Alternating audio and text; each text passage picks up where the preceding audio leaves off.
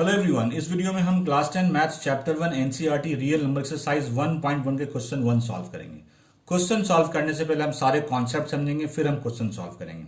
First हम देखेंगे what is real number. Second हम डिस्कस करेंगे यूक्लिड्स डिवीजन लेमा। थर्ड हम डिस्कस करेंगे यूक्लिड्स डिवीजन एल्गोरिथम। फिर हम क्वेश्चन सॉल्व करेंगे। अगर आप फर्स्ट टाइम मेरे चैनल को सब्सक्राइब कर लीजिए। इस चैनल पे आपको क्लास 8 से लेकर क्लास 12 तक मैथ्स और साइंस के फुल कोर्स मिलेंगे। Let's start. फर्स्ट हम देखते हैं what is real number.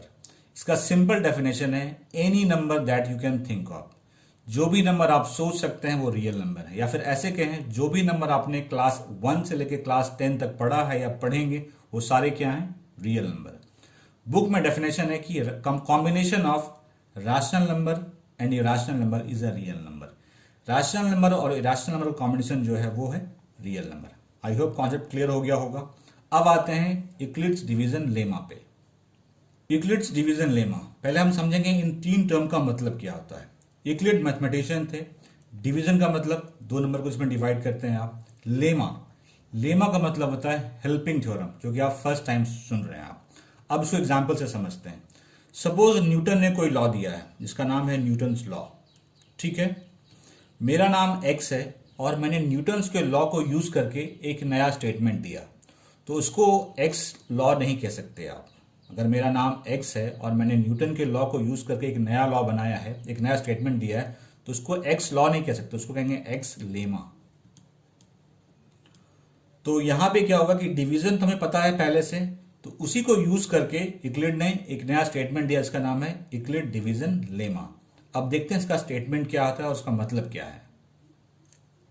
Euclid's division lemma, इसी का नाम है थ्योरम 1.1। स्टेटमेंट है अगर दो positive integer a and b हैं तो दो unique integer q and r exist करेंगे जो सेटिस्फाई करेंगे a equal to B Q plus r, जहां पे r जो है वो ग्रेटर देन इक्वल टू 0 होगा और less than equal to b होगा।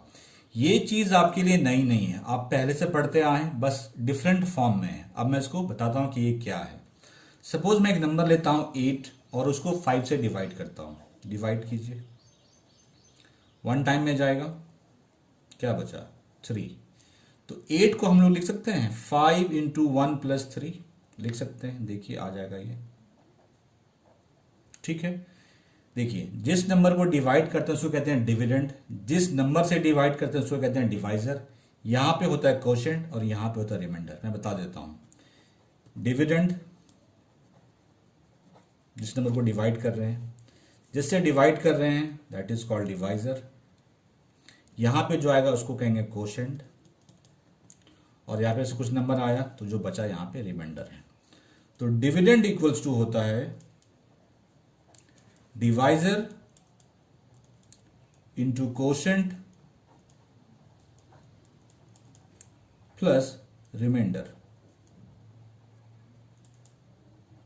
वही हमने यहां पे यूज किया और वही यहां पे भी यूज हुआ है। यहां पे क्या है, a जो है वो ग्रेटर देन b है, ठीक है, और b से हम a को डिवाइड कर रहे हैं। ठीक है, मान लेते हैं क्वोशेंट q है और कुछ यहां पे नंबर आया और रिमाइंडर ये आया। ठीक है, तो a इक्वल्स टू क्या हो गया, b into q plus r. वही है ये statement, a equal to B Q plus r. हाँ, एक कंडीशन और है, r जो होगा वो हमेशा ग्रेटर देन इक्वल टू 0 होगा और less than equal to b होगा। अब देखिए इस केस में b क्या है 5, r क्या आया है आपका 3। इस कंडीशन को सेटिस्फाई कर रहा है, बिल्कुल कर रहा है, क्योंकि ये 5 से छोटा है और 0 से बड़ा भी है 3। तो ये था आपका यूक्लिड डिवीजन लेमा। अब आते हैं Euclid division algorithm. Euclid's division algorithm ये यूक्लिड्स डिवीजन लेमा से ही लिया गया है, लेकिन लेमा और एल्गोरिथम में डिफरेंस है। लेमा का मतलब होता है जस्ट अ स्टेटमेंट, एल्गोरिथम का मतलब होता है वेल डिफाइंड स्टेप्स जो कि किसी पर्टिकुलर टाइप के प्रॉब्लम को सॉल्व करने में हेल्प करता है। इस एल्गोरिथम का यूज हम लोग करते हैं दो या उससे ज्यादा नंबर का एचसीएफ निकालने में। इसका यूज किया है टू फाइंड एचसीएफ ऑफ 2 और मोर देन 2 नंबर्स।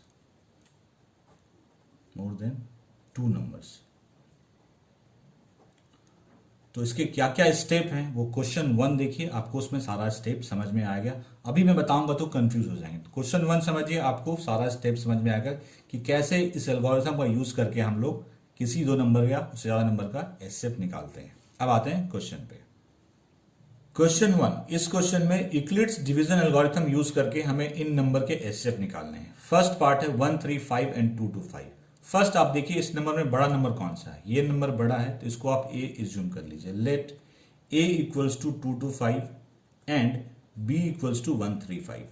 ठीक है, अब बी से ए को डिवाइड करेंगे और तब तक डिवाइड करते रहेंगे जब तक कि रिमाइंडर जीरो ना आ जाए, और हर स्टेप को a equals to B Q plus are के फॉर्म में लिखना है। आप रफ में डिवाइड कर लीजिए, मैं डिवाइड कर रहा हूं 135 से 225 को।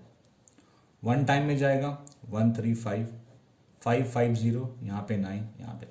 अब देखिए यहाँ पे रिमाइंडर जीरो नहीं है, तभी प्रोसेस फर्दर जाएगा। तो पहले हम इस स्टेप को लिख रहे हैं, 225 को लिखेंगे हम लोग। यहाँ पे ए है, ए क्या है 225। 225 इक्वल्स टू 135 इंटू 1 प्लस 90, मतलब dividend equal to divisor into quotient plus remainder. ठीक है, अब ये जो 135 है अब ये यहां आ जाएगा, अब इसे डिवाइड करेंगे हम।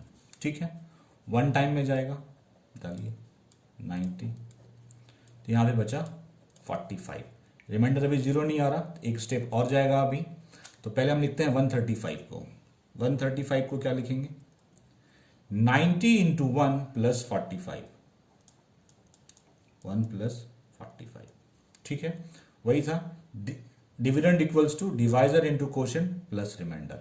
अब हम 45 से इस 90 को डिवाइड करेंगे। 45 इंटू 2 90, जीरो हो गया। प्रोसेस अब यहीं स्टॉप हो जाएगा। 90 को लिखेंगे हम लोग 45 इंटू 2 प्लस 0, 45 इंटू 2 प्लस 0। मैंने क्या बोला था, जब रिमाइंडर जीरो आ जाए तो आपको प्रोसेस को स्टॉप कर देना। हमने प्रोसेस को स्टॉप कर दिया, और इस स्टेप में जो डिवाइजर है वही उसका एचसीएफ होगा। यहां लिखिए सिंस रिमाइंडर इक्वल टू 0, तो प्रोसेस को स्टॉप कर दिया। Therefore HCF of 135 and 225 will equals to 45। बाकी पार्ट भी ऐसे सॉल्व होंगे। अब आते हैं नेक्स्ट पार्ट पे। सेकेंड पार्ट में हमें 196 एंड 38220 का एचसीएफ निकालना है। इन दोनों नंबर में बड़ा नंबर कौन सा है ये, तो इसको हम एज्यूम कर लेंगे a. Let A equals to 38220 and B equals to 196। अब ए को बी से डिवाइड करेंगे और तब तक डिवाइड करेंगे जब तक रिमाइंडर जीरो ना आ जाए। तो डिवाइड करते हैं और जो रिजल्ट आएगा उसे a equal to B Q plus are के फॉर्म में लिखेंगे। तो डिवाइड करते हैं 196 38220, वन टाइम में जाएगा तो 196 681। ठीक है, अब डिवाइड नहीं होगा, डाल दीजिए यहाँ पे 9। तो 196 को 9 से करेंगे मल्टीप्लाई, तो ये आएगा 1764 8 9, ये कैंसिल हो गया। जीरो है, जीरो ले आइए 5 980। 196 करेंगे 5 से 980, रिमाइंडर जीरो आ गया। तो एक ही स्टेप में रिमाइंडर जीरो आ गया, तो हम क्या लिखेंगे 38220 इक्वल्स टू 196 इंटू 195 प्लस 0, क्योंकि यही था ए हमारा।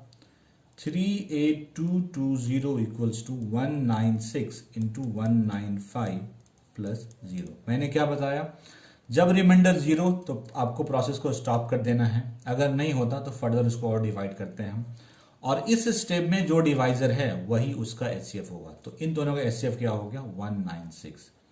तो HCF of 196 and 38220 equals to 196। Part three में हमें 867 एंड 255 का एचसीएफ निकालना है। बड़ा नंबर कौन सा है ये, तो इसको हम एज्यूम कर लेते हैं ए। लेट ए इक्वल्स टू 867, और जो छोटा नंबर है उसे बी कर एज्यूम कर लेंगे 255। अब हम ए को बी से डिवाइड करेंगे और जो रिजल्ट आएगा उसे a equal to B Q plus are के फॉर्म में लिखेंगे। डिवाइड कीजिए 255 867। ठीक है, 3 टाइम में जाएगा ये हो जाएगा 765 2660102। देखिए रिमाइंडर जीरो नहीं आया, तो पहले हम इस स्टेप को लिख लेते हैं। 867 इक्वल्स टू क्या होगा 255 इंटू 3 प्लस 102। लिखिए 867 equals to 255 into 3 plus 102। Remainder 0 नहीं है, अब इसकी यहाँ पे 255 आ जाएगा, 2 टाइम में जाएगा तो 204 151 कैंसिल। अभी भी रिमाइंडर 0 नहीं है, तो इस स्टेप को लिखते हैं।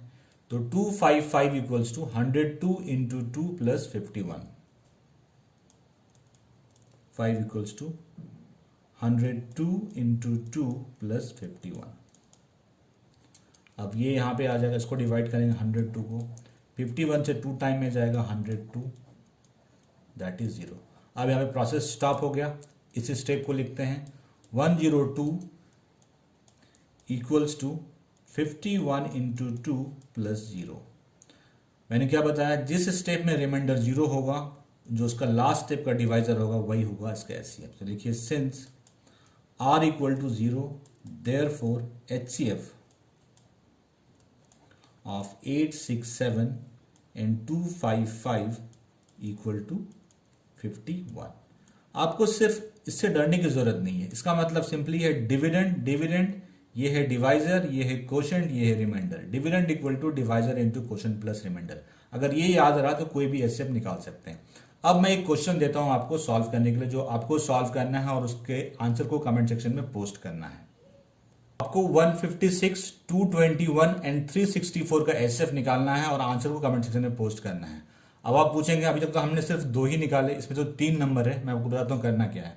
पहले 2 नंबर का एचसीएफ निकालिए, उसका जो एचसीएफ आएगा उसका, और फिर 3rd नंबर का एचसीएफ निकालिए और कमेंट सेक्शन में पोस्ट कीजिए। Contingent of 616 member is to march behind an army band of 32 members in a parade. एक आर्मी की परेड हो रही है जिसमें आर्मी के 2 ग्रुप इन्वॉल्व हैं। एक है आर्मी का बैंड और एक है आर्मी के जवान, आर्मी पर्सनल। आर्मी बैंड 32 है और आर्मी पर्सनल 616 है। आर्मी बैंड आगे चल रही है और आर्मी के जवान पीछे चल रहे हैं। The 2 groups are to march in the same number of column. दोनों ही जो ग्रुप हैं उनको सेम नंबर ऑफ कॉलम में मार्च करना है। मेरा कहने का मतलब है कि जैसे अगर वो 3 के कॉलम में जा रहे हैं तो 3 3 ही जाएगा, मतलब 4 5 नहीं हो जाएगा। मतलब जैसे कि यहाँ पे 2 हो गया, यहाँ 4 हो गया, ऐसा नहीं, नंबर ऑफ कॉलम सेम रहेंगे। दूसरा है what is the maximum number of column in which they can march. कह रहा मैक्सिमम नंबर ऑफ कॉलम क्या होगा जिसमें वो मार्च करेंगे। इसके लिए पहले मैं एक एग्जाम्पल लेता हूं जिसमें मैं नंबर को छोटा कर देता हूं। मैं मान लेता हूं कि ये जो नंबर है ये नंबर 16 है, आर्मी जवान के नंबर 16 है और जो आर्मी बैंड है उसके नंबर 4 है। ठीक है, पहला क्या है कि सेम नंबर ऑफ कॉलम में मार्च करना चाहिए। सेम नंबर ऑफ कॉलम में तभी मार्च करेगा और वही नंबर होगा जो इन दोनों नंबर को एग्जैक्टली डिवाइड करेगा। सपोज मैं 2 लेता हूं, 2 4 को भी डिवाइड कर रहा है, 2 16 को भी डिवाइड कर रहा है। अगर 2 का कॉलम बना रहे हैं आप तो ये 2 बैंड वाले हो गए, ये 2 बैंड वाले, टोटल 4 बैंड थे तो 2 बैंड ये, 2 बैंड ये। अब इसके पीछे जाएंगे आर्मी के जवान तो 2 4 इस तरह करके 16 जाएंगे। ठीक है, हमें निकालना है मैक्सिमम नंबर ऑफ कॉलम। तो मैक्सिमम नंबर ऑफ कॉलम क्या होगा, ऐसा डिवाइजर, ऐसा नंबर जो इन दोनों को डिवाइड करे और सबसे बड़ा नंबर हो। जैसे कि 4 इसे भी डिवाइड कर रहा है और 4 इसे भी डिवाइड कर रहा है। 4 से बड़ा कोई कॉमन डिवाइजर नहीं जो इन दोनों को डिवाइड करेगा। तो ग्रेटेस्ट कॉमन डिवाइजर क्या होता है, उसको कहते हैं एचसीएफ। एचसीएफ का ही दूसरा नाम है ग्रेटेस्ट कॉमन डिवाइजर। तो मैक्सिमम नंबर ऑफ कॉलम क्या होगा, इन दोनों नंबर का एचसीएफ। अब आप समझ गए होंगे। अगर ये नहीं समझ में आया कुछ भी तो एक ट्रिक और देता हूं। जब भी क्वेश्चन में आपको बोले मैक्सिमम, ग्रेटेस्ट, हाईएस्ट निकालने के लिए, इसका मतलब आपको एचसीएफ निकालना है। ये था आपका एक्सपेंशन पार्ट। अब आते हैं क्वेश्चन पे। हम लोग लिखेंगे यहां पे maximum number of column, maximum number of column equal to HCF of 616 and 32। ठीक है, अब इन दोनों नंबर में बड़ा नंबर कौन सा है, ये, तो इसको मेजर कर लेते हैं, वो ए है। Let A equals to 616 and B equals to 32।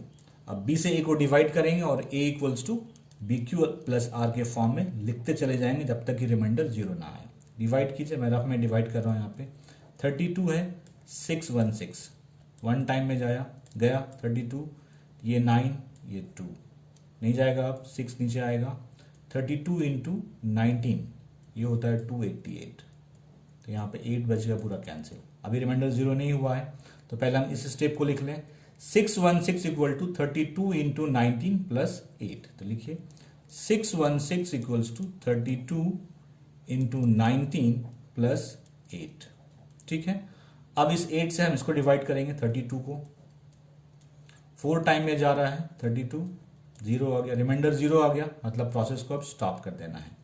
इस स्टेप को लिखते हैं, तो 32 इक्वल्स टू 8 इंटू 4 प्लस 0। तो लिखिए 32 equals to 8 into 4 plus 0। Remainder यहाँ पे 0 आ गया, लिखिए सिंस r इक्वल टू 0, और इस स्टेप में डिवाइजर क्या है, b क्या है 8, तो यही उसका HCF होगा। Therefore HCF of 616 and 32 is equals to 8। तो मैक्सिमम नंबर ऑफ कॉलम क्या हो जाएगा 8, यहाँ पे लिख दे रहा हूँ मैक्सिमम नंबर कॉलम 8। आई होप समझ गए होंगे। ये तीनों ही सिमिलर क्वेश्चन हैं और तीनों ही क्वेश्चन यूक्लिड डिवीजन लेमा पे बेस्ड हैं। अगर यूक्लिड डिवीजन लेमा का कॉन्सेप्ट क्लियर नहीं है आपका, तो आप ये क्वेश्चन सॉल्व नहीं कर सकते। तो मैं एक बार फिर से आपको रिमाइंड करा देता हूँ what is Euclid division lemma. Euclid division lemma में हम लोगों ने पढ़ा था a equals to B Q plus r and r is greater than equal to 0 and less than equal to b। आपको पता है ये आया कैसे था, हमारे पास दो नंबर थे a और b। a जो था वो b से बड़ा था और हमने a को b से डिवाइड किया था, b से a को डिवाइड किया था और ये q टाइम में किया था हमने, तो यहाँ पे क्या आया था bq माइनस किया, तो यहाँ पे r। तो ये था डिविडेंड, ये था डिवाइजर, ये कोशेंट, ये रिमाइंडर। तो ये dividend equals to divisor into quotient plus remainder, इसीलिए a equal to bq plus r आया था।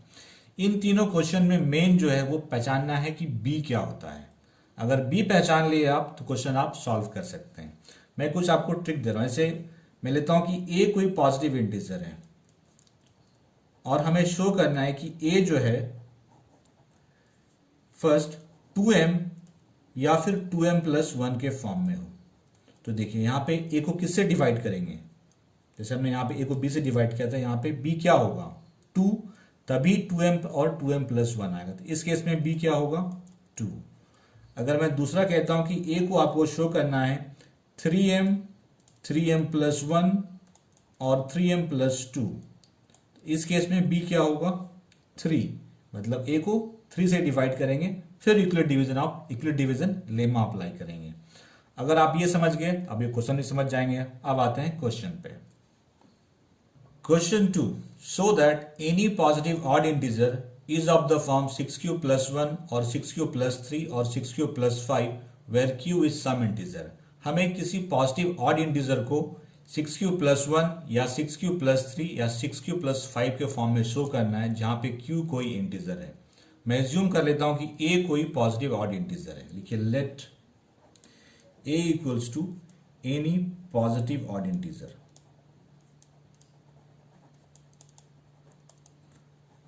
And b equals to 6।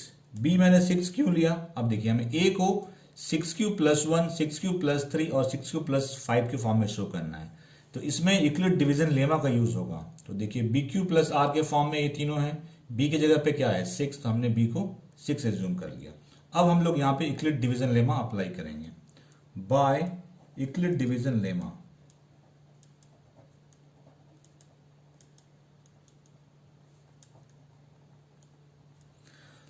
तो a equals to B Q plus r होता है, यूक्लिड डिवीजन लेमा यही था, and r is greater than equal to 0 and less than equal to b। यहाँ पे b 6 है, तो लिखेंगे a equals to 6q plus r। तो r यहाँ पे greater than equal to 0, less than equal to 6 होगी, ठीक, क्योंकि b हमारा 6 है। तो r के क्या क्या वैल्यू हो सकते हैं, r है greater than equal to 0 and less than equal to 6, मतलब 6 से लेस, मतलब इधर 5 तक, और यहाँ पे 0 से लेके 5 तक जाएगा। तो लिखिए पॉसिबल वैल्यूज ऑफ r,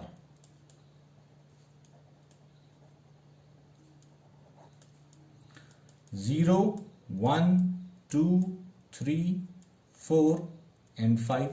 अब इस r की वैल्यू को बारी बारी से हम यहाँ पुट करेंगे और a निकालेंगे। तो फर्स्ट लेते हैं r इक्वल टू 0, तो a equals to 6 cube plus 0 तो 6 क्यूब होता है, इसको हम लोग लिख सकते हैं 2 इंटू 3 क्यूब अब देखिए ये जो पूरा नंबर है ये क्या है, इवन हो गया। क्यों? क्योंकि ये 2 से डिविजिबल हो गया, 2 इंटू 3 क्यूब है, तो आप लिख लीजिए ब्रैकेट में इवन। अब हम पुट करते हैं r इक्वल्स टू 1, तो a equals to 6 cube plus 1, इसमें से आप 2 कॉमन नहीं ले सकते, इसका मतलब ये क्या है, ऑड है, क्योंकि 2 से डिविजिबल नहीं होगा ये, अगर 2 कॉमन नहीं ले सकते तो ये हो गया odd. r equals to 2, a equals to 6 cube plus 2, यहाँ से 2 कॉमन ले सकते हैं आप, कॉमन ले लीजिए, 2 इंटू 3 क्यूब प्लस 1, ये क्या है, पूरा इवन नंबर हो गया, क्योंकि ये 2 से डिविजिबल होगा, तो लिख लीजिए यहाँ पे इवन। r इक्वल्स टू 3, तो a equal to 6 cube plus 3, यहाँ से 2 कॉमन नहीं आ रहा है, इसका मतलब ये क्या है, ऑड है, लिख लीजिए ऑड।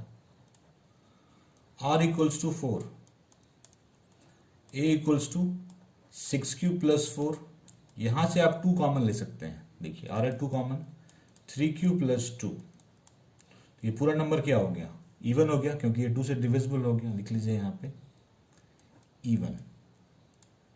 लास्ट क्या है 5, r equals to 5, a equal to 6 cube plus 5, यहाँ पे 2 कॉमन नहीं आएगा, इसका मतलब ये क्या हुआ, ऑड। अब देखिए हमें क्या शो करना है, हमें ऑड इंटीजर को इस फॉर्म में शो करना है, तो देखिए ऑड वाला कौन कौन सा आया है, ये ऑड है, ये ऑड है, ये ऑड है, तो हम लिखेंगे since 6 cube plus 1, 6 cube plus 3 and 6 cube plus 5 are not divisible by 2, 2 से डिविजिबल नहीं था दोनों, ये तीनों ही नंबर डिविजिबल बाय 2, इसका मतलब क्या हुआ, ये तीनों क्या है, ऑड। तो हमें क्या शो करना था कि कोई भी पॉजिटिव ऑड इंटीजर इस फॉर्म में होते हैं, तो शो हो गया। Therefore any positive odd integer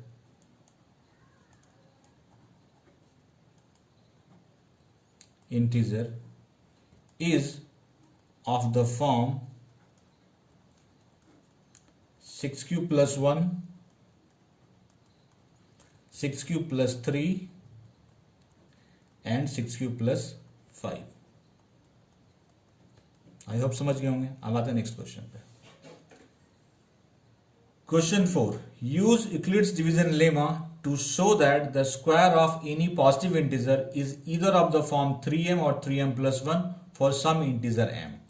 Euclid division lemma का यूज करके हमें शो करना है किसी पॉजिटिव इंटीजर का स्क्वायर जो होगा वो 3m या 3m प्लस 1 के फॉर्म में होगा। मैं जूम कर लेता हूं कि पॉजिटिव इंटीजर a है, let a equals to positive integer and b equals to 3 होगा इस केस में, क्योंकि यहां पे हमें 3m या 3m प्लस 1 के फॉर्म में शो करना है। जिस फॉर्म में शो करना है उसमें से आप देख लीजिए, आपको पता चल जाएगा क्या b आएगा। तो b आ गया हमारा 3। अब यहां पे हम यूक्लिड डिवीजन लेमा अप्लाई करेंगे। बाय यूक्लिड डिवीजन लेमा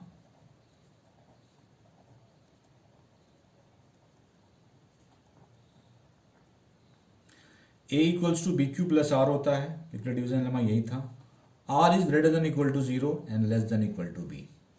इस केस में हमारा b क्या है 3, सब्स्टिट्यूट कर दीजिए। a इक्वल्स टू हो गया 3q प्लस r, तो यहाँ पे r क्या हो जाएगा, greater than equal to 0 less than equal to 3। तो r के क्या क्या वैल्यू हो सकते हैं, 3 से लेस चाहिए, इसका मतलब 2 तक, और यहाँ पे 0 से स्टार्ट हो रहा है, मतलब 0 1 2। Possible values of r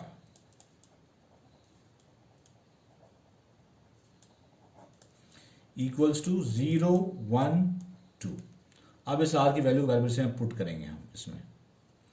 r equal to 0, तो a क्या हो जाएगा 3q प्लस 0 मतलब 3q। हमें निकालना है इसका स्क्वायर, तो a स्क्वायर क्या होगा 3q whole square that is 9q square. ठीक है, अब इस 9q स्क्वायर को हम लिख सकते हैं 3 इंटू 3q स्क्वायर लिख सकते हैं। ऐसा मैंने क्यों किया, क्योंकि हमें या तो 3m चाहिए या 3m प्लस 1 चाहिए। अब ये 3m के फॉर्म में हो गया, जहां पे m क्या है 3q square equals to 3m where m equals to 3q square. अब r इक्वल्स टू 1 पुट करते हैं, r equals to 1, a equals to 3q plus 1 हो जाएगा। हमें तो स्क्वायर के लिए चेक करना है, square of any positive integer, तो A square equals to 3q plus 1 whole square. Break कीजिए इसको, तो ये a प्लस बी का होल स्क्वायर है, तो A square plus 2 into A into B plus B square, 9q square plus 6q plus 1। अब यहां से हम 3 कॉमन ले सकते हैं, ले लीजिए common, 3q square plus 2q plus 1। अब देखिए ये 3m प्लस 1 के फॉर्म में है, अगर मैं इस पूरे को m मान लूँ, लिखिए इक्वल टू 3m प्लस 1 लिखना पड़ेगा आपको, where m equals to 3q square plus 2q।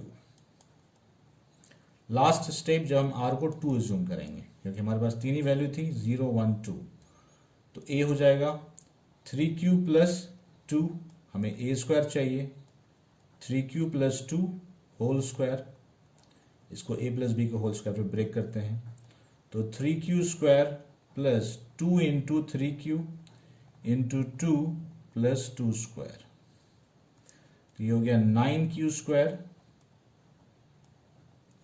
Plus 12q plus 4। अब देखिए इसमें से 3 कॉमन ना नहीं रहा, तो या ना तो ये 3m के फॉर्म में है, ना 3m प्लस 1 के फॉर्म में। एक काम कर सकते हैं, इसको हम लोग इसको ब्रेक करेंगे, 9q स्क्वायर प्लस 12q को एज इट इज छोड़ दीजिए, 4 को लिखिए 3 प्लस 1। अब इस पूरे में से हम 3 कॉमन निकाल सकते हैं, निकाल लीजिए, 3 into 3q square plus 4q plus 1 plus 1, तो ये हो गया 3m प्लस 1। अगर इस पूरे को हम m माने तो लिखिए where m equals to 3q square plus 4q plus 1। तो हमने क्या देखा, square of any positive integer या तो 3m के फॉर्म में है, 3m किधर गया, यहाँ पे 3m, या फिर 3m प्लस 1 और 3m प्लस 1। तो हम कह सकते हैं yes, square of any positive integer can be expressed as either 3m और 3m प्लस 1। ये मैं नेक्स्ट पेज पे लिख दे रहा हूं। Hence, square of any positive integer is always of the form 3m और 3m plus 1। आई होप समझ में आ गया होगा। क्वेश्चन नंबर 5 है, use Euclid's division lemma to show that the cube of any positive integer is of the form 9m 9m plus 1 और 9m plus 8। Euclid's division lemma का use करके हमें किसी पॉजिटिव इंटीजर के क्यूब को या तो 9m या 9m प्लस 1 या 9m प्लस 8 यूज करना है, ठीक है। यूक्लिड्स डिवीजन लेमा क्या था, a equals to B Q plus r, जहां पे r जो है वो ग्रेटर देन इक्वल टू 0 होता है और less than equal to b आता है। मैं इस केस में एज्यूम कर लेता हूं कि a वो पॉजिटिव इंटीजर है, लिखिए let a equals to any positive integer, positive को शॉर्ट में लिख रहा हूं मैं, प्लस बीई integer, and b equals to, देखिए हमें शो क्या करना है, 9m 9m plus 1 9m plus 8, तो यहाँ पे b 9 होना चाहिए। तो देखिए b 9 लेंगे तो भी सॉल्व होगा, लेकिन बहुत लंबा हो जाएगा। क्यों b अगर 9 लेंगे तो टोटल 9 केस बनेंगे, r इक्वल टू 0 टू 8, और r 8 केसेस के लिए हमें उसका क्यूब करके फिर हमें प्रूफ करना पड़ेगा कि 9m 9m प्लस 1 और 9m प्लस 8 के फॉर्म में है। तो हम यहाँ पे b को 9 नहीं लेंगे, हम यहाँ को b को 3 लेंगे। आप बोलेंगे b को 3 आपने कैसे ले लिया, देखिए हमें क्या करना है, पॉजिटिव इंटीजर का क्यूब करना है। 3 का क्यूब क्या होता है, 27 9 से डिविजिबल है, इसीलिए हम लोग 3 लेंगे, तो 3 से भी हम इसको प्रूफ कर सकते हैं। तो मैंने यहाँ पे b इक्वल टू 3 लिया है। तो अब इसको इस फॉर्म में लिखते हैं, देखिए by Euclid's division lemma a equal to B Q plus r, b क्या है 3q प्लस आर, इस r क्या होगा इस केस में, greater than equal to 0 less than equal to 3, क्योंकि b हमारा 3 है। तो r की पॉसिबल वैल्यूज क्या क्या होंगे, 0 1 2, तो लिखिए possible values of r are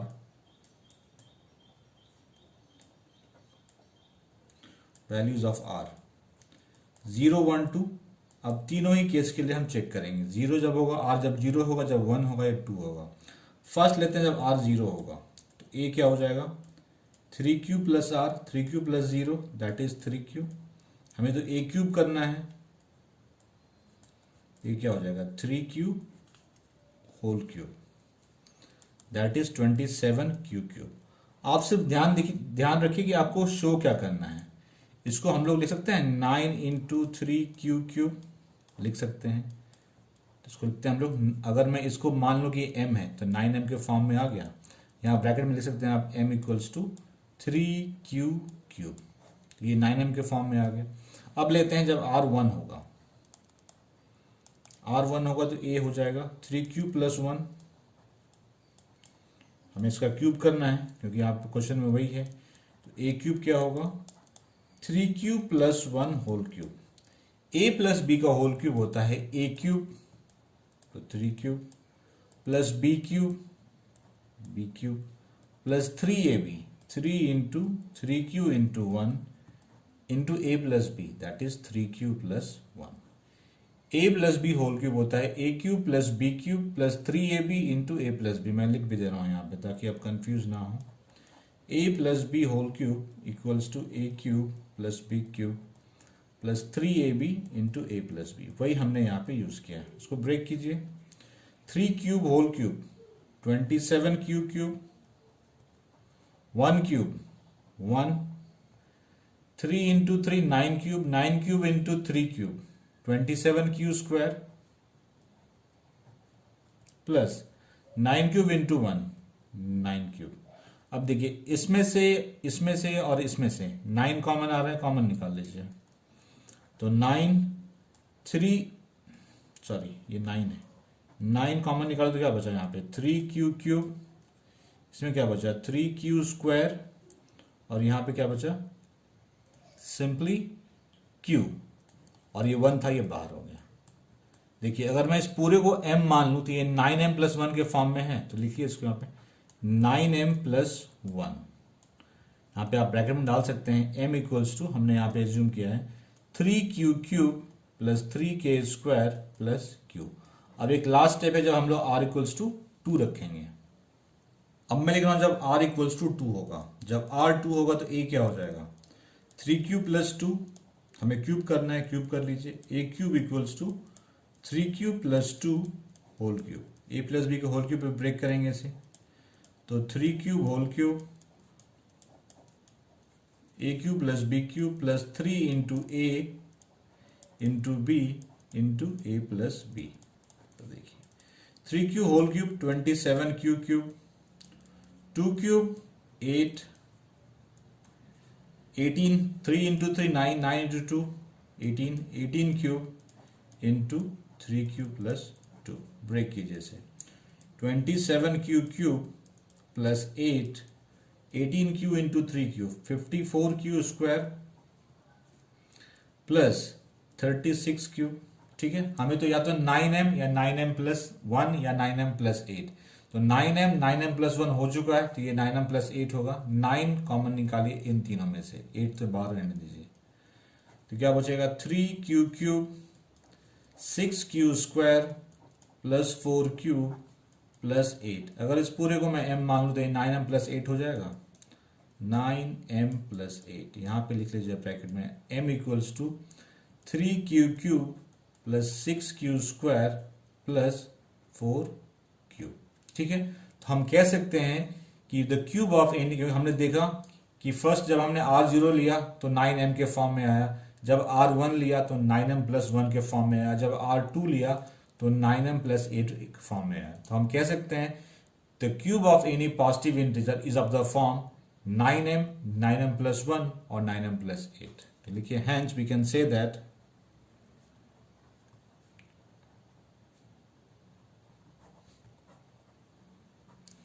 cube of any positive integer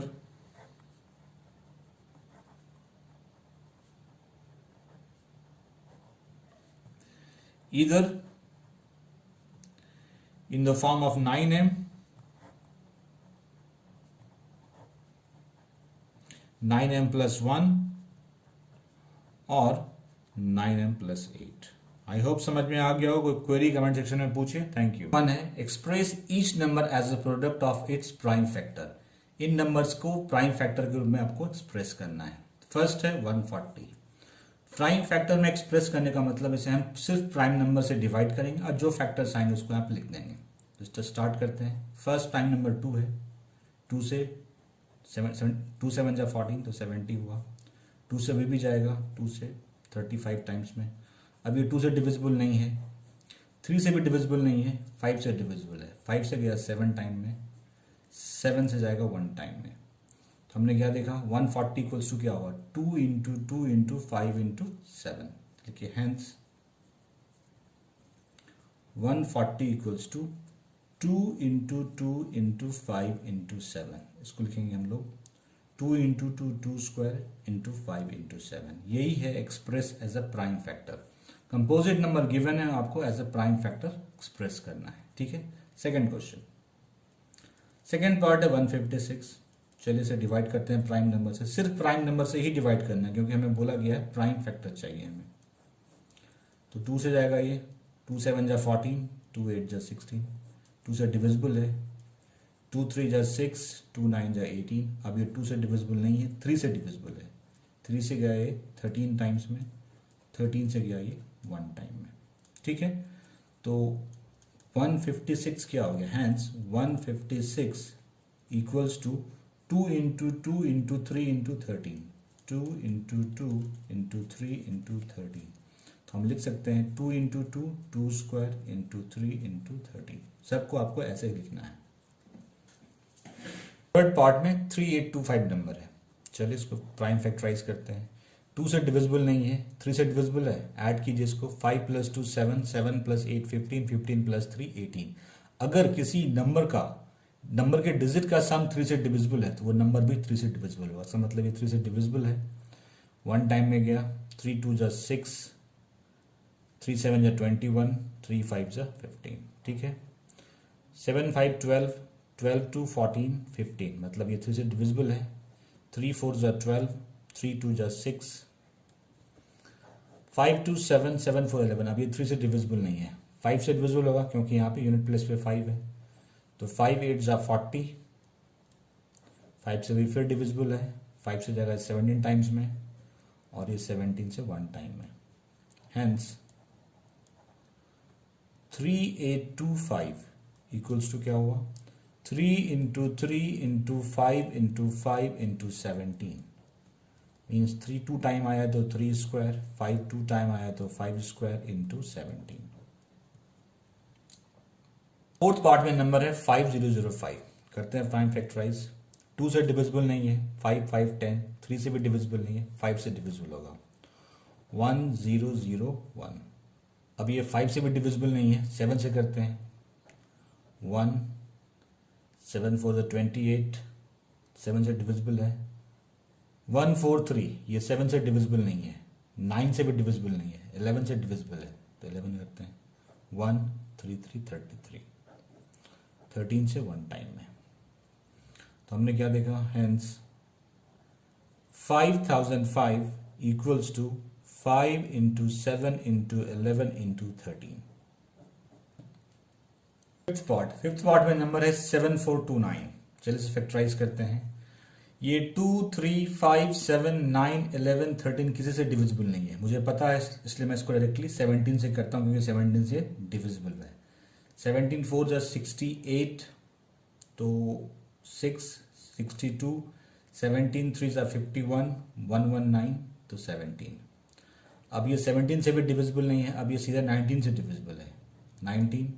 19 2 जा 38 3, नाउ 23, 1 टाइम में गया। तो हम लिख सकते हैं hence 7429 equals to 17 into 19 into 23। बहुत सारे स्टूडेंट पूछेंगे आपने तो सीधे 17 आपको पता था, तो आपके पास कोई तरीका नहीं है। आप स्टार्ट कीजिए 2 से और चेक करते चले जाइए किससे डिविजिबल है, तो आप पाएंगे कि 17 से डिविजिबल है, उसके बाद 19 से, उसके बाद 23 से। बाकी किसको इसका ट्रिक नहीं है, इसलिए आपको ऐसे ही करना पड़ेगा। Find the LCM and HCF of the following integer by applying the prime factorisation method. हमें इन नंबर के एलसीएम और एचसीएफ निकालने हैं by using prime factorisation method. First part में नंबर है 12 15 एंड 21। तो पहले से प्राइम फैक्टराइज करते हैं। तो प्राइम नंबर से डिवाइड कीजिए। फर्स्ट प्राइम नंबर 2 होता है, तो 2 से ये 6 टाइम में गया, 2 से ये 3 टाइम में गया, 3 से 1, तो 12 का प्राइम फैक्टर हो गया 2, 2 एंड 3। सिमिलरली हम निकालेंगे 15 के प्राइम फैक्टराइजेशन करेंगे इसके। 2 से डिविजिबल नहीं है, 3 से होगा ये, 3 से 5 टाइम में गया, 5 से 1 टाइम में। 15 इक्वल्स टू 3 इंटू 5। नेक्स्ट है 21, 3 से जाएगा ये 7 टाइम में, 7 से जाएगा 1 टाइम में। 21 इक्वल्स टू 3 इंटू 7। अब हम निकालते हैं पहले इनका HCF। HCF of 12, 15, 21। देखिए इसमें कौन सा फैक्टर कॉमन है। 3 कॉमन है, ठीक है, तीनों में 3 है। अब इसका मिनिमम पावर क्या है, स्मॉलेस्ट पावर क्या है, सब में पावर 1 ही है, तो HCF हो गया 3। अब निकालना है हमें LCM। 12, 15, 21, ठीक है। इसमें क्या होता है, सारे मल्टीपल लेने हैं और हाईएस्ट पावर के साथ लेने हैं। इसको मैं लिखता हूँ 2 स्क्वायर इंटू 3, तो 2 स्क्वायर हो गया। 3 की हाईएस्ट पावर 1 ही है, तो 3, 5 है 5, 7 है 7। एलसीएम में सारे प्राइम फैक्टर लेते हैं विथ हाईएस्ट पावर, ठीक है। तो 4 इंटू 3 12, 12 इंटू 5 60, 60 इंटू 7 420, तो इसका एलसीएम हो गया 420। सेकेंड पार्ट में हमें 17, 23 और 29 का एलसीएम और एचसीएफ निकालना है, ठीक है। पहले से प्राइम फैक्टराइज करें। 17 से ही जाएगा 1 टाइम में, ठीक है। तो 17 इक्वल्स टू हो गया 1 इंटू 17। 23 भी सिर्फ 23 से डिविजिबल है, तो 23 से 1 टाइम में, that is 23 equals to 1 into 23। And last number is 29, ये भी सिर्फ 29 से डिविजिबल है, तो 29 से 1 टाइम में गया, तो 29 इक्वल्स टू 1 इंटू 29, ठीक है। हमें निकालना है, पहले एचसीएफ निकालते हैं। एचसीएफ ऑफ 17, 23, 29, ठीक है। अब देखिए इसमें कॉमन फैक्टर क्या है, कॉमन फैक्टर सिर्फ 1 है, ठीक है। मिनिमम पावर भी 1 ही है, तो एचसीएफ 1 हो गया। एलसीएम 17, 23, 29, सारे फैक्टर लेने हैं, तो 17 इंटू 23 इंटू 29, इसको मल्टीप्लाई करने पे आता है 11339, 11339, ये हो गया इसका एलसीएम। थर्ड पार्ट में हमें 8, 9 एंड 25 के एलसीएम और एचसीएफ निकालना है। पहले से प्राइम फैक्टराइज कीजिए। 2 से 4 टाइम में, 2 से 2 टाइम में, 2 से 1 टाइम में, मतलब 8 इक्वल्स टू हो गया 2 3 टाइम आया है 2 क्यूब। 9 3 से जाएगा 3 टाइम में, 3 से 1 टाइम में, तो 9 इक्वल्स टू 3 स्क्वायर, क्योंकि 3 2 टाइम आया था। 25 5 से जाएगा ये 5 टाइम में, 5 से 1 टाइम में, 25 इक्वल्स टू 5 स्क्वायर। पहले निकालते हैं इसके एचसीएफ। एचसीएफ ऑफ 8, 9, 25, कोई भी कॉमन फैक्टर नहीं है 1 के अलावा, तो इसका एचसीएफ क्या हो गया 1। एलसीएम 8, 9, 25, एलसीएम में क्या हुआ, सारे प्राइम फैक्टर आ जाएंगे, तो 2 cube into 3 square into 5 square, ये हो गया 8, 8 इंटू 9 इंटू 25, मल्टीप्लाई करने पे ये आता है 1800, ये हो गया इसका LCM. Question 4, given that HCF of 306 and 657 is 9, find LCM. आपको 306 और 657 का एलसीएम गिवन है जो कि 9 है, आपको इनका एलसीएम निकालना है। हमने एक फॉर्मूला पढ़ा था, HCF of 2 number into LCM of same 2 number is equals to product of number.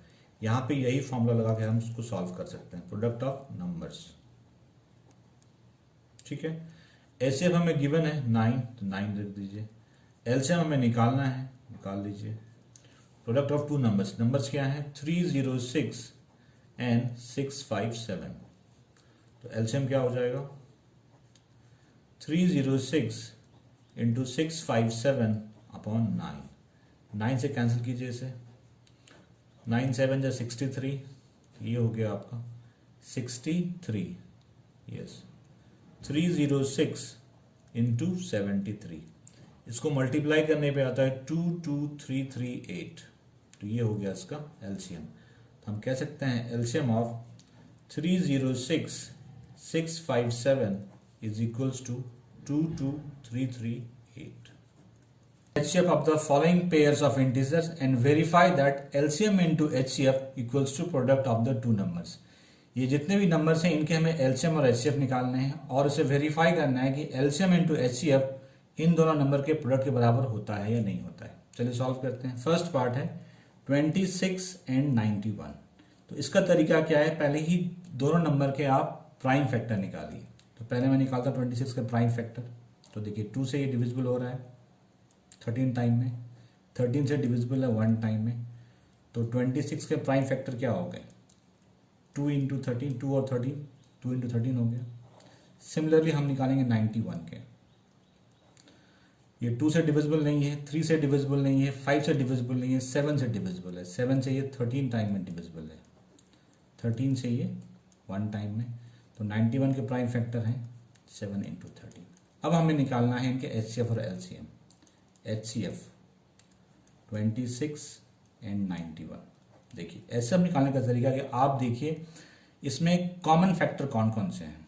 Common factor है ये 13 और उसकी स्मॉलेस्ट पावर क्या है, दोनों की पावर 1 है, तो यही हो गया उसका HCF। ठीक है, वैसे मैंने फॉर्मूला भी यहाँ पे लिख दिया है। HCF, इसे मैंने 2 नंबर लिए हैं A और B, इसका HCF क्या होगा, product of smallest power of each common prime factor, वही मैंने यहाँ पे यूज किया है। नेक्स्ट है LCM। LCM निकालना है 26 19 के। LCM में दोनों नंबर के सारे प्राइम फैक्टर निकाल लेने हैं विथ हाईएस्ट पावर। अगर जो कोई कॉमन है तो उसका हाईएस्ट पावर लेना है। यहाँ पे 2 है तो 2 ले लिया, 13 है, 13 दोनों में कॉमन है, हाईएस्ट पावर क्या है 1 ही है, हाईएस्ट पावर 13 7। तो देखिए मैंने दोनों नंबर के ले लिए, 2 13 इसमें था, 2 13 आ गया, 7 13 इसमें है, ये आ गया, तो यही हो गया इसका HCF। 2 into 13 26, 26 into 7 182। तो हमने HCF निकाल दिया, LCM निकाल दिया। फॉर्मूला यहाँ पे लिखा हुआ है LCM of 2 numbers A and B, product of highest power of each prime factor. ठीक है, वही मैंने किया है।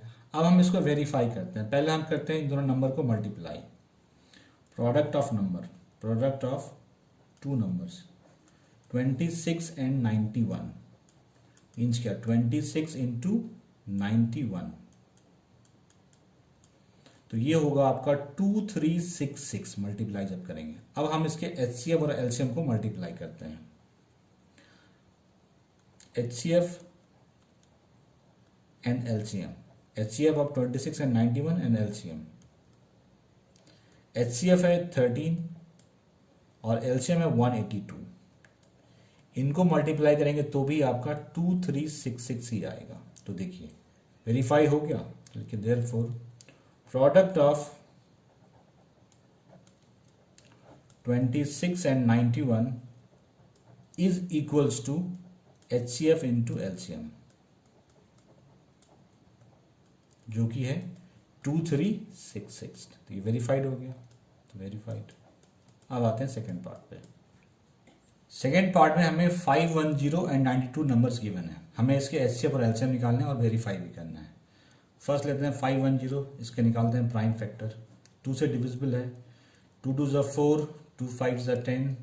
ठीक है, अब ये 2 से डिविजिबल नहीं है, 5 + 5 10, 10 + 2 12, मतलब ये 3 से डिविजिबल होगा। 3 8 ज़ा 24, अब ये 3 से भी डिविजिबल नहीं है, 8 + 5 13 होता है, ये 5 से डिविजिबल होगा 17 टाइम्स में और 17 से 1 टाइम्स में। तो 510 हो गया 2 इंटू 3 इंटू 5 इंटू 17, निकल गए इसके प्राइम फैक्टर। अब निकालते हैं 92 के। 2 से डिविजिबल है, 46 टाइम होगा, 2 4 ज़ा 8, 2 से 2 2 ज़ा 4, 2 3 ज़ा 6, अब किसी से डिविजिबल नहीं है, 23 से 1 टाइम में। तो 92 इक्वल्स टू 2 इंटू 2 इंटू 23। जब भी सेम हो तो उसको पावर में लिख लिया कीजिए, ताकि मिस्टेक ना हो। अब हमें निकालना है HCF ऑफ 510 एंड 92। अब देखिए कौन कौन सा फैक्टर कॉमन है। सिर्फ ये कॉमन है 2 और 2 स्क्वायर। मैंने क्या बोला है, HCF में जो कॉमन फैक्टर है उसका स्मॉलेस्ट पावर लेना है। तो स्मॉलेस्ट पावर क्या है, 1 या 2, 1 2 है, तो यहाँ पे की 2 पावर 1 हो गया, मतलब कि HCF क्या हो गया 2। अब हमें निकालना है LCM 51092। LCM में मैंने क्या बताया आपको, सारे फैक्टर लेने हैं, अगर कोई कॉमन है तो उसके हाईएस्ट पावर को लेना है। तो 2 इसमें भी है, 2 इसमें भी है, मैंने क्या लेना है हाईएस्ट पावर। हाईएस्ट पावर यहाँ पे क्या आएगा 2 स्क्वायर, फिर 3 आएगा, 5 आएगा, 17 आएगा और 23 आ गया। सारे आ गए, पहले इसके सारे आए फिर इसके आ गए, ठीक है। जो कॉमन आता है उसका हाईएस्ट, बाकी सारे रिपीट हो जाते हैं, ठीक है। तो इसको अगर आप मल्टीप्लाई करेंगे 4 इंटू 5 3 ज़ा 20 इंटू 17 इंटू 23, मैं इसको डायरेक्ट लिख रहा हूँ। इसको मल्टीप्लाई करने पे आता है 23,460। तो ये इसका एलसीएम हो गया। अब हमारे पास एलसीएम भी है, एचसीएफ भी। अब वेरीफाई करेंगे, पहले हम निकालते हैं product of two numbers. Product of 510 and 92, which means 510 into 92। इनको मल्टीप्लाई करने पे आता है 46920, ठीक है। अब निकालते हैं product of HCF and LCM, मतलब सिंपली HCF इंटू LCM। तो HCF क्या है 23460, सॉरी HCF है 2 और LCM है 23460। मल्टीप्लाई करने पे ये हो जाएगा 46920। तो देखिए वेरीफाइड है, ये भी 46920, ये भी 46920, तो लिखिए हेंस वेरीफाइड, हेंस वेरीफाइड, क्योंकि दोनों इक्वल है। आप लिख सकते हैं product of this number equal to this, hence verified. Third part में नंबर है 336 एंड 54। पहले इसका निकालते हैं प्राइम फैक्टर। 336 2 से जा रहा है, 2 1 जा 2 6 जा 12, 2 8 जा 16, 2 से फिर जाएगा 2 8 जा 16, 2 4 जा 8, 2 4 जा 8, 2 2 जा 4, 2 से भी जाएगा 2 2 जा 4, अभी 2 से नहीं जाएगा 3 से जाएगा, 7 टाइम्स में जा रहा है, 7 से 1 टाइम में। हमने क्या देखा 336 हो गया, 2 कितनी बार आया 1 2 3 4, मतलब 2 to the power 4 into 3 into 7, ठीक है।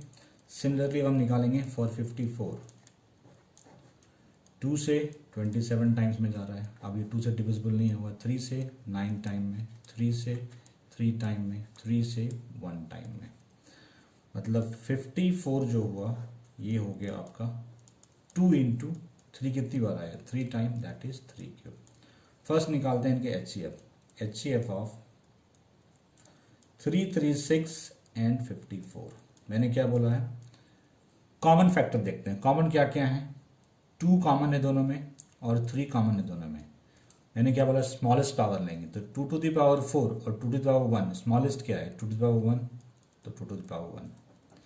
3 and 3 to the power cube, इन दोनों में स्मॉलेस्ट क्या है 3, दैट इज 3, तो 2 इंटू 3 6, ये इसका HCF हो गया। अब निकालते हैं LCM ऑफ 336 91। मैंने क्या लिखा, दोनों ही नंबर के सारे प्राइम फैक्टर लेने हैं, अगर कोई कॉमन है तो हाईएस्ट लेना है। तो 2 टू द पावर 4 है, यहाँ 2 है, हाईएस्ट पावर क्या है 2 टू द पावर 4।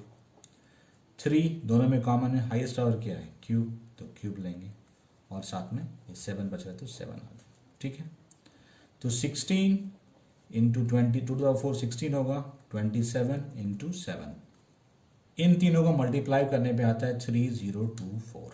तो HCF भी निकल गया, LCM निकल गया। आप वेरीफाई करते हैं, पहले निकालते हैं product of two numbers. Product of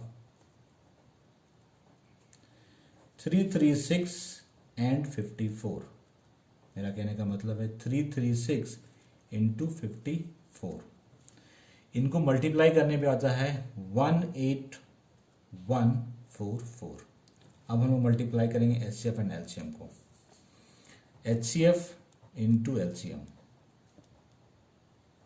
HCF क्या है 6 और एलसीएम क्या है 3024। इसको मल्टीप्लाई करने पे आपको सेम नंबर मिलेगा 18144। तो हमने क्या देखा, product of two number is equal to एच7 और एलसीएम से वेरीफाई हो गया। देखिए product of 336 and 54 is equals to HCF into LCM which is equal to 18144। यही है verified। Check whether 6 to the power n can end with the digit 0 for any natural number। कह रहा है ये नंबर है 6 to the power n, तो कह रहा है n की किसी वैल्यू के लिए ये क्या 0 से एंड करेगा। n नेचुरल नंबर है, मतलब 1 2 3 करके कुछ भी ले सकते हैं। ठीक है, तो पहले हम कुछ नंबर के एग्जाम्पल लेते हैं जो कि 0 से एंड कर रहा है। उसकी क्या क्राइटेरिया, मतलब उसकी क्या प्रॉपर्टी है। जैसे मैंने 10 लिया, इसका प्राइम फैक्टर 2 इंटू 5 20 लिया, तो 2 इंटू 2 इंटू 5 30, ये भी 0 से एंड हो रहा है। तो 2 इंटू 3 इंटू 5 करेंगे फैक्टराइज 40, तो ये हो जाएगा 2 इंटू 2 इंटू 2 इंटू 5। आप चाहें तो आप निकाल भी सकते हैं प्राइम फैक्टर, ऐसा ही निकलेगा। अब देखिए इन 4 नंबर्स में कुछ चीज़ें कॉमन है। क्या कॉमन है, 2 और 5 सबका प्राइम फैक्टर है।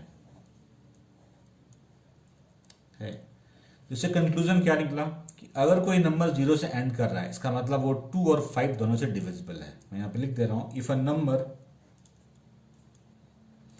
एंड्स विथ 0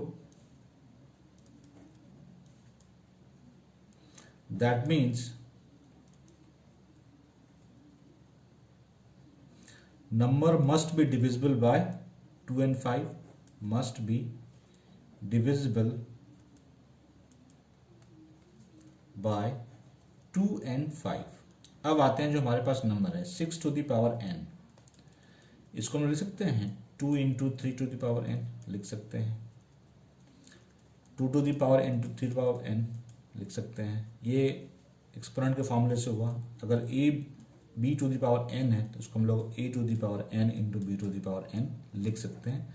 उसी से लॉजिक करके हमने यहाँ पे लिखा। अब देखिए इसमें क्या है, 2 तो फैक्टर है लेकिन 5 फैक्टर नहीं है। इसका मतलब ये कभी भी 0 से एंड नहीं करेगा। देखिए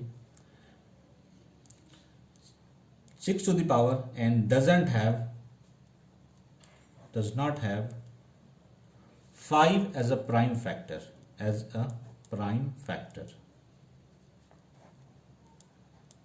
so it cannot end with 0, कभी 0 से एंड नहीं करेगा। 2 तो है इसका फैक्टर लेकिन 5 नहीं है, 5 नहीं है तो वो 0 से एंड नहीं करेगा। आई होप समझ में आ गया। अब आता है नेक्स्ट क्वेश्चन पे। Question 6, explain why 7 into 11 into 13 plus 13 and 7 into 6 into 5 into 4 into 3 into 2 into 1 plus 5 are a composite number. आपको एक्सप्लेन करना है कि ये दोनों नंबर कंपोजिट नंबर क्यों है। तो देखिए अगर किसी नंबर को आप प्रोडक्ट ऑफ प्राइम फैक्टर्स में एक्सप्रेस कर सकते हैं वो नंबर कंपोजिट होता है। मैंने क्या बोला फिर से समझ लीजिए, अगर किसी नंबर को आप प्रोडक्ट ऑफ प्राइम फैक्टर्स में एक्सप्रेस कर सकते हैं तो वो कंपोजिट नंबर है, अदरवाइज नहीं। फर्स्ट नंबर लेते हैं 7 इंटू 11 इंटू 13 प्लस 13। ठीक है, इसमें से 13 कॉमन आ रहा है, 13 कॉमन निकाल लीजिए। 7 इंटू 11 प्लस 1 मीन्स 13 इंटू 78। ये तो प्राइम नंबर है ही, इसको एक्सप्रेस करते हैं, तोड़ते हैं इसको प्राइम फैक्टर में। 2 से गया 39, 3 से जाएगा 13, 13 से जाएगा 1। ठीक है, so क्या लिखते हैं 13 इंटू 13 इंटू 2 इंटू 3। ऑर्डर में मैंने नहीं लिखा है, तो देखिए सारे क्या हैं, प्राइम है। तो मैंने इस पूरे नंबर को as a product of prime factors मैंने एक्सप्रेस कर दिया, इसका मतलब कंपोजिट नंबर है। लिखिए since 7 into 11 into 13 plus 13 can be expressed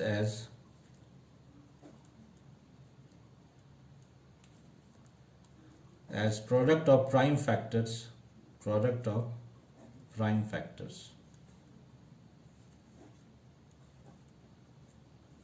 so it is a composite number, इसीलिए ये composite number है। composite number।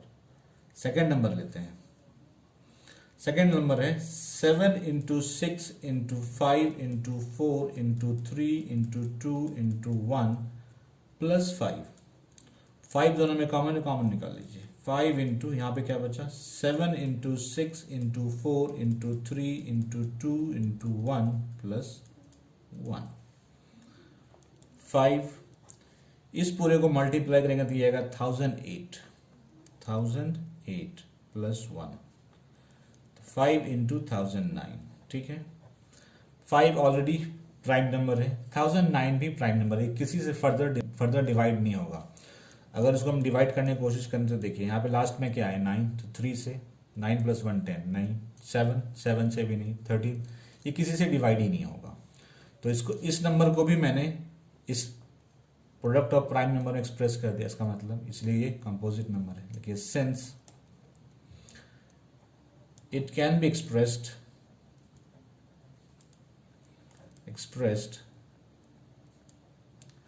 as products of prime factors,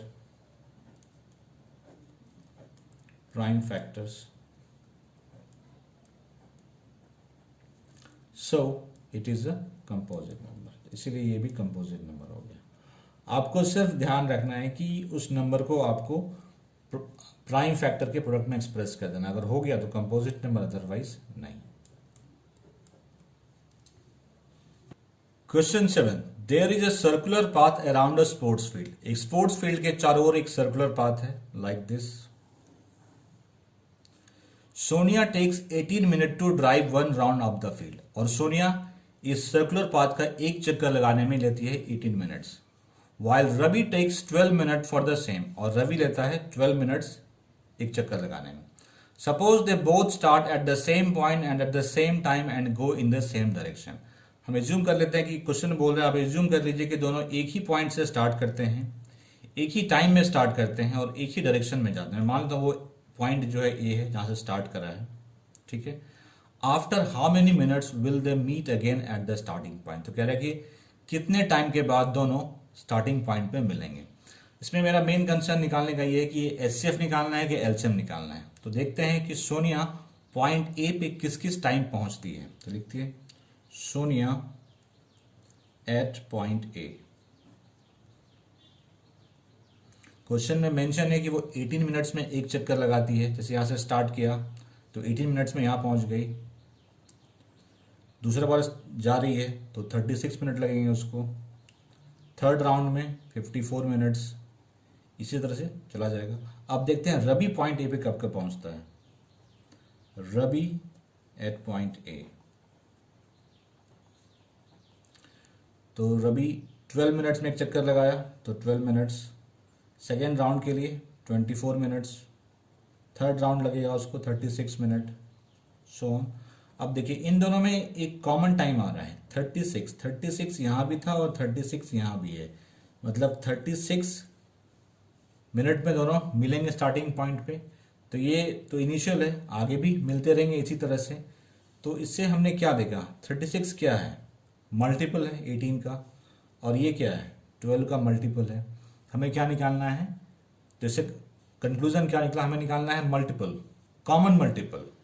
common multiple कैसा, लोवेस्ट कॉमन मल्टीपल, क्योंकि टाइम तो ऐसे आगे भी आएंगे जहाँ पे वो मिलेंगे। तो हमें क्या निकालना है, एलसीएम ऑफ 18 एंड 12, ये हमें निकालना है। ये जो था ये था एक्सप्लेनेशन। अब हम लिखेंगे इसको, एग्जाम में आप कैसे लिखेंगे आप वो मैं यहाँ पे लिख दे रहा हूँ। तो सॉल्यूशन यहाँ से स्टार्ट हो रहा है, हम लिखेंगे यहाँ पे Sonia and Ravi will meet at a starting point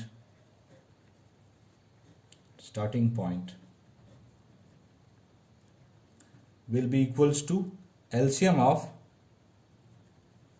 18 and 12। ठीक है, दोनों का एलसीएम निकाल लीजिए। तो कैसे निकालते हैं, पहला निकालेंगे इसके प्राइम फैक्टर, निकालिए।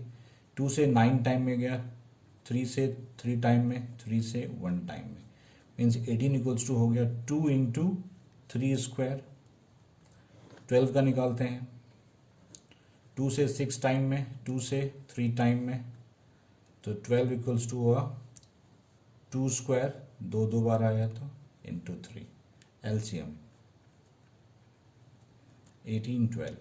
एलसीएम में क्या करते हैं, दोनों के सारे प्राइम फैक्टर लेते हैं और हाईएस्ट पावर के साथ लेते हैं। अब देखिए यहाँ पे 2, यहाँ पे 2 स्क्वायर, हाईएस्ट पावर क्या है 2 स्क्वायर, तो 2 स्क्वायर, यहाँ पे 3, यहाँ पे 3 स्क्वायर, तो यहाँ पे क्या लेंगे 3 स्क्वायर। तो सारे कॉमन फैक्टर आ गए क्योंकि हमें हाईएस्ट पावर लेना था। 4 3 स्क्वायर 9, दैट इज 36। तो 36 मिनट बाद वो मिल जाएंगे, 36 मिनट्स। आपको सब्सक्राइब कर लीजिए, इस चैनल पे आपको क्लास 10 मैथ्स की फुल कोर्स मिलेगी। क्वेश्चन 1 में हमें √5 को इरेशनल प्रूव करना है। तो जो मैं मेथड बताने जा रहा हूँ आपको, इसमें सिर्फ √5 ही नहीं, कोई भी अगर √x को अगर आपको प्रूफ करना है इरेशनल तो आप कर पाएंगे, जो मेथड मैं बताने जा रहा हूँ आपको। यहाँ पे x जो है वो प्राइम नंबर है, x इज प्राइम नंबर। तो यहाँ पे चाहे √3 हो, यहाँ पे 3 हो, 2 हो, 11 हो, 9 हो, 11 हो, 9 नहीं, अगर कोई भी प्राइम नंबर हो और प्रूफ करना हो कि वो इरेशनल है, तो ये मेथड आपके लिए, यही मेथड आपको फॉलो करना है। तो इस तरह के क्वेश्चन को सॉल्व करने के लिए हम लोग मेथड ऑफ कॉन्ट्राडिक्शन यूज करते हैं।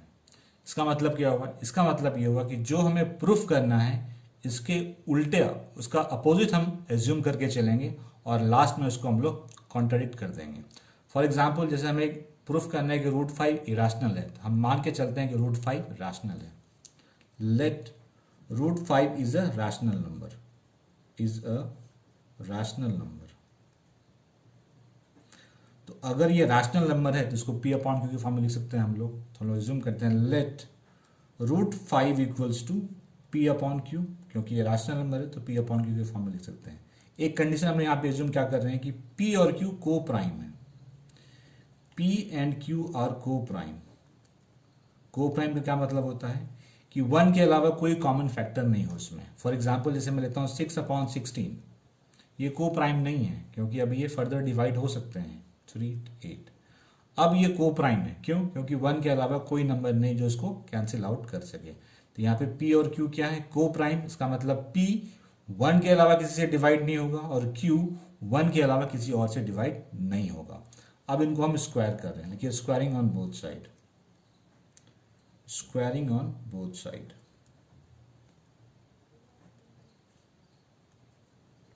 तो क्या हो जाएगा, √5 square equals to P/Q square. तो √5 का स्क्वायर, स्क्वायर और स्क्वायर रूट कैंसिल हो जाता है, तो 5 इक्वल्स टू P²/Q स्क्वायर। इसको मैं यहाँ पे ले जा रहा हूँ और 5 को मैं यहाँ ले जा रहा हूँ। Q square equals to P²/5 लिख सकते हैं हम लोग, लिख सकते हैं। अब देखिए यहाँ पे क्या हो रहा है, 5 जो है P² को डिवाइड कर रहा है, P²/5। इसका मतलब क्या होता है कि 5 जो है P² को डिवाइड कर रहा है। हम लिखेंगे यहाँ पे 5 डिवाइड्स P², ठीक है। अगर 5 P² को डिवाइड कर रहा है तो 5 P को भी डिवाइड करेगा। ये थ्योरम 1.3 था। देयरफॉर 5 डिवाइड्स P, ठीक है, बाय थ्योरम 1.3। अगर आपको याद नहीं है तो इसके लिंक डिस्क्रिप्शन में है थ्योरम 1.3 के, आप वहां से देख सकते हैं, थ्योरम 1.3, ठीक है। तो हमने एक तो यहाँ पे ये प्रूफ कर दिया कि P को 5 डिवाइड करता है। एक तो गलत हो गया यहाँ पे। अब आगे चलते हैं, अगर 5P को डिवाइड कर रहे तो कुछ रिजल्ट भी आएगा। तो लिखिए यहाँ पे P/5, 5 जो है P को डिवाइड कर रहा है तो ऐसा होगा, तो कुछ रिजल्ट आएगा। तो उस रिजल्ट को मैं K मान लेता हूँ। तो P इक्वल्स टू 5K हो जाएगा, 5K। इसको मैं फर्स्ट एज्यूम करता हूँ और ये जो हम P की वैल्यू निकालें, इस P की वैल्यू को हम यहाँ पर डालेंगे। Putting the value of P in equation first, putting the value of P in equation first.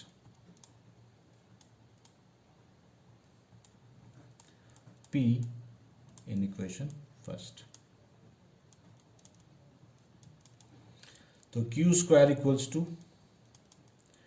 P square, P क्या है 5K, 5K square upon 5 means 25K square upon 5।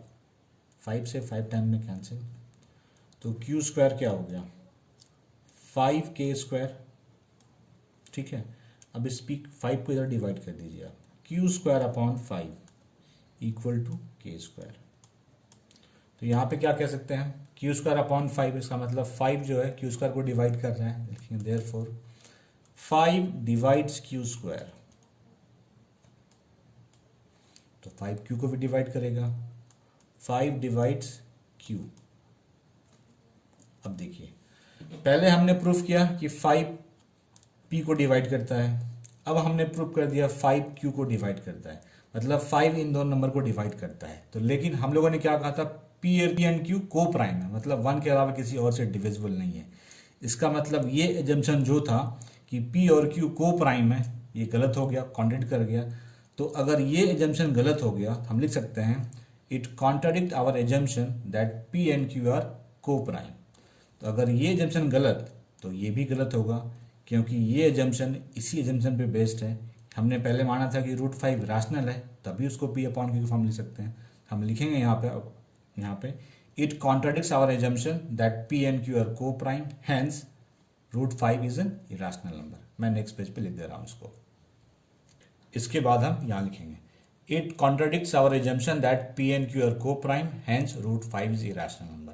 तो ये जो मेथड है, ये मेथड सबके लिए काम आएगा। सिर्फ यहाँ पे जो भी नंबर आए वो प्राइम होना चाहिए। अगर ये प्राइम नंबर है तो मेथड यही है, आप उसे ये मेथड यूज़ करेंगे, चाहे वो √3 निकालना हो, √2 निकालना हो, या फिर √11 करना हो। अगर इनमें से किसी को भी आपको प्रूफ करना है इरेशनल, तो यही मेथड यूज़ होगा। अगर कोई स्टेप समझ में नहीं आया तो कमेंट सेक्शन में पूछे, will get reply. VD + 2 √5 is irrational. हमें 3 + 2 √5 को इरेशनल प्रूफ करना है। जैसा हमने क्वेश्चन 1 सॉल्व किया था, वैसा ही क्वेश्चन 2 भी सॉल्व होगा। अगर आपने क्वेश्चन 1 नहीं देखा है तो उसके लिंक डिस्क्रिप्शन में, आप वहाँ से देख सकते हैं। फर्स्ट हम एज्यूम कर लेंगे कि ये रैशनल नंबर है, तो हम एज्यूम कर लेते हैं कि ये रैशनल है। Let 3 + 2 √5 is a rational number. इसी को कहते हैं मेथड ऑफ कॉन्ट्रडिक्शन, कि जो आपको गिवन है, जो प्रूफ करना है, उसके अपोजिट आप एज्यूम कर लीजिए। हमें प्रूफ करना था कि ये इरेशनल है, हमने एज्यूम कर लिया कि ये रैशनल नंबर है। तो रैशनल नंबर को हम लोग पी अपॉन क्यू के फॉर्म में लिख सकते हैं। तो हम लिखते हैं let 3 + 2 √5 equals to p upon q. P और क्यू को प्राइम है, पी एंड क्यू आर को प्राइम।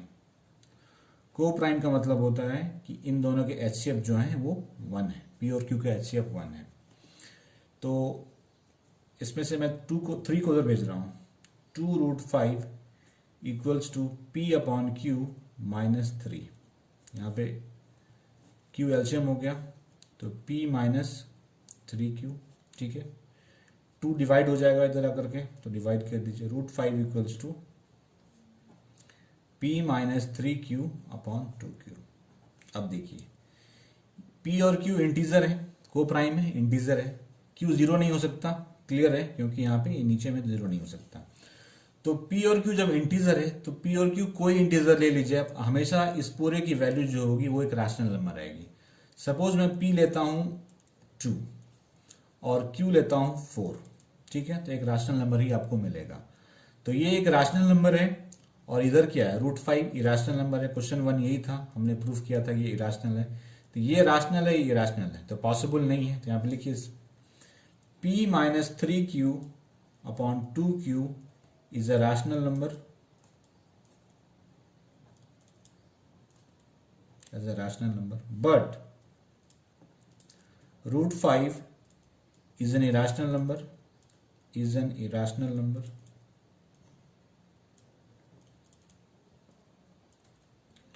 तो क्या हुआ, हमारा जो एजम्पशन है वो गलत हो गया, क्योंकि हमने मान लिया था ये रैशनल नंबर है और आ रहा है यहाँ पे इरेशनल है। तो लिखेंगे it contradicts our assumption, it contradicts our assumption।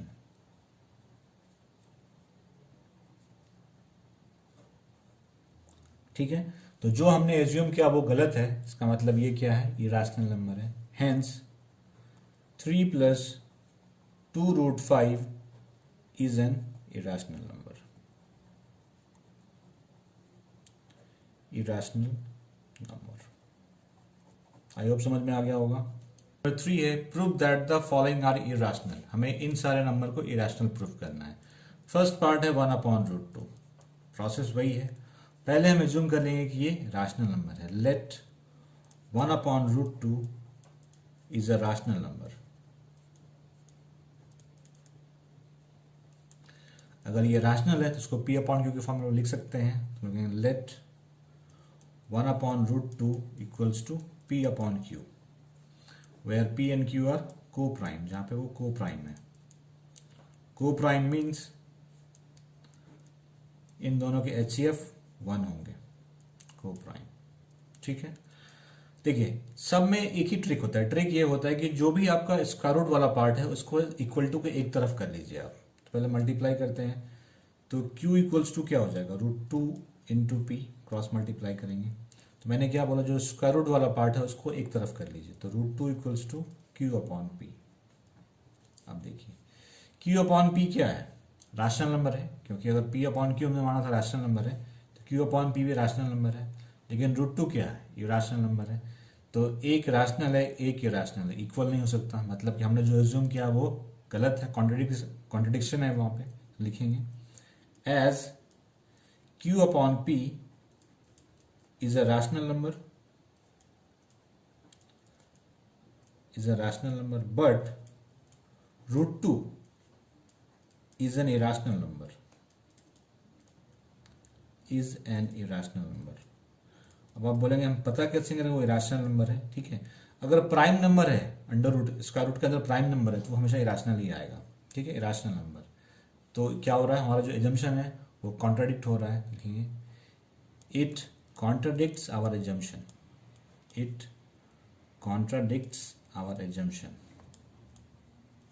ये वाला our assumption। तो जब कॉन्ट्राडिक्ट हो रहा है assumption, इसका मतलब ये क्या है, इरेशनल नंबर है, रैशनल नहीं है। therefore 1/√2 is irrational number, is irrational। Similarly part 2 होगा, पार्ट 3। अब आते हैं पार्ट 2 पे। पार्ट 2 में हमें 7√5 को इरेशनल प्रूफ करना है। तो ज्यूम करते हैं कि ये रैशनल है। Let 7√5 is a rational number. अगर ये रैशनल नंबर है तो इसको हम p अपॉन क्यू हम लिख सकते हैं। तो लिखेंगे let 7√5 equals to p upon q, जहां पे p एंड q क्या है, को प्राइम है। P एंड Q आर को प्राइम। ठीक है, तो मैंने क्या बताया, जो स्क्वायर रूट वाला पार्ट है उसको आप एक तरफ कर लीजिए। तो 7 को इधर डिवाइड कर देते हैं, तो √5 equals to P upon 7Q। अब देखिए P upon Q rational number है, तो ये भी एक P अपॉन 7Q भी एक रैशनल नंबर हो। तो ये रैशनल और √5 क्या है, ये रैशनल नंबर है, तो दोनों इक्वल तो हो नहीं सकते। इसका मतलब हमारा जो एजम्पशन है वो गलत है। लिखेंगे as p upon 7q is a rational number,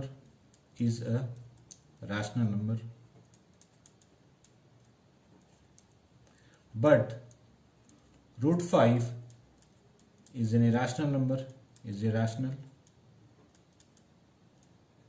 लिखेंगे it contradicts our assumption, हमारे assumption को contradict कर रहा है ये।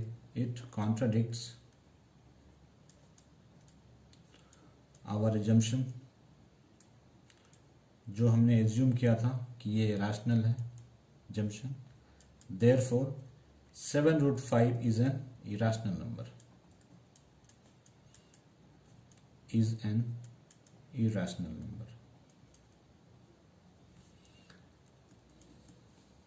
पार्ट 3 में हमें 6 + √2 को प्रूफ करना है कि ये इरेशनल है। हम मान के चलते हैं ये रैशनल है। लिखिए let 6 + √2 is a rational number. तो रैशनल नंबर होगा तो p अपॉन क्यू के फॉर्म में लिख सकते हैं इसको हम लोग। तो let 6 + √2 equals to p upon q, जहां पे p और q क्या है, को प्राइम है। p एंड q आर को प्राइम। सिर्फ एक ही ट्रिक है, जो स्क्वायर रूट वाला है उसको इक्वल टू एक तरफ कर लेंगे। इसको उधर भेज दिए 6 को, तो √2 equals to p upon q -6। ठीक है, इसको 6 अपॉन 1 कर देते हैं। यहाँ पे q एलसीएम आ गया q और 1 का, तो p -6q means √2 equals to p -6q upon q। तो देखिए ये पूरा क्या है, एक रैशनल नंबर है, और ये क्या है, इरेशनल नंबर है। मतलब कि हमारा जो एजम्पशन है वो कॉन्ट्रडिक्शन है, मतलब वो सही नहीं एजम्पशन है। तो लिखेंगे as p minus 6q upon q is a rational number. किसी को कंफ्यूजन है कि रैशनल कैसे हुआ, p और q की कोई वैल्यू डाल दीजिए आप, जीरो डाल नहीं सकते क्योंकि यहाँ पे q है नीचे में है, तो जीरो के अलावा कोई वैल्यू डालिए आपको रैशनल नंबर ही मिलेगा। As p minus 6q upon q is a rational number but √2 is a irrational number, but √2 is irrational। ये क्या कर रहा है, हमारे एजम्पशन को कॉन्ट्राडिक्ट कर रहा है, तो लिखेंगे it contradicts our assumption, contradicts our assumption.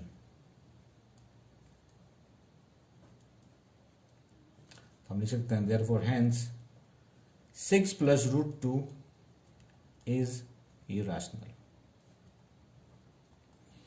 I hope आपको सारे पार्ट समझ में आ गए होंगे। किसी पार्ट में कोई क्वेरी कमेंट सेक्शन में पूछे, will get reply video. Without actually performing the long division state whether the following rational numbers will have a terminating decimal expansion और a non terminating repeating decimal expansion. आपको rational number given है, आपको बिना actual division के बताना है किस rational number के टर्मिनेटिंग डेसिमल एक्सपेंशन आएंगे और किसके non terminating repeating decimal expansion आएंगे।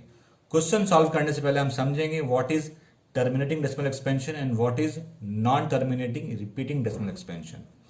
जैसे हम 1 को 2 से डिवाइड करते हैं तो हमारे पास क्या रिजल्ट आता है 0.5। ये एग्जांपल है टर्मिनेटिंग डेसिमल एक्सपेंशन का। क्यों? क्योंकि यहाँ पे ये टर्मिनेट हो रहा है, इसका मतलब है वैसा एक्सपेंशन जिसका एंड हो, फिक्स्ड एंड हो। यहाँ पे इसका एंड है 0.5, ठीक है। सेकेंड एग्जाम्पल लिया है मैंने 3/4। जब 3 को 4 से डिवाइड करेंगे तो ये आता है 0.75। तो देखिए यहाँ पे भी एंड हो रहा है, 5 पे एंड हो जा रहा है। इसका मतलब ये क्या है, टर्मिनेटिंग डेसिमल एक्सपेंशन, वैसे डेसिमल एक्सपेंशन जिसका एंड हो, एक फिक्स्ड एंड हो। यहाँ पे एक फिक्स्ड एंड था 5, यहाँ पे भी फिक्स्ड एंड है 5। अब आते हैं non terminating repeating decimal expansion. जैसे 10 को 3 से डिवाइड करेंगे तो ये आता है 0.3333, इसी तरह से रहेगा। तो ये क्या हो रहा है कि टर्मिनेट नहीं हो रहा है, इसका एक फिक्स्ड एंड नहीं है, इसका एंड कहाँ होगा हमें पता नहीं है। इसको कहते हैं नॉन टर्मिनेटिंग, वैसे डेसिमल एक्सपेंशन जिसका कोई एंड नहीं हो।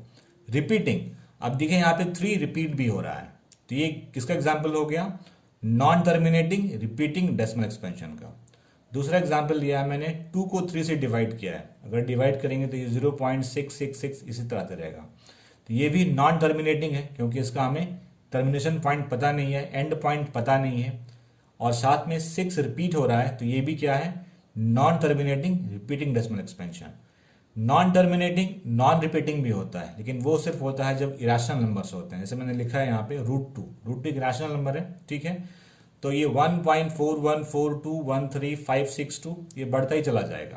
तो यहाँ पे क्या है, ये भी नॉन टर्मिनेटिंग है लेकिन ये रिपीटिंग नहीं है क्योंकि यहाँ पे डिजिट रिपीट नहीं हो रहे हैं, इन दोनों में क्या है, रिपीट हो रहे हैं। आई होप समझ गए होंगे कि टर्मिनेटिंग क्या होता है और ये non terminating repeating decimal expansion क्या होता है। अब हम कैसे पता करेंगे कि बिना डिवाइड किए कि कौन सा टर्मिनेटिंग होगा और कौन सा नॉन टर्मिनेटिंग होगा। मैं एग्जाम्पल दे रहा हूँ, एक रैशनल नंबर मैंने लिया p/q, ठीक है।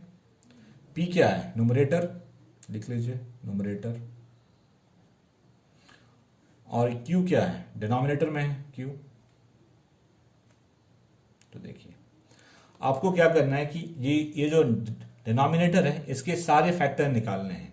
अगर इसके फैक्टर सिर्फ 2 आए या सिर्फ 5 आए या 2 और 5 दोनों ही आए, 2 और 5 और 2 और 5, तो इसका क्या होगा, ये होगा आपका टर्मिनेटिंग डेसिमल एक्सपेंशन। याद रखिएगा, terminating decimal expansion.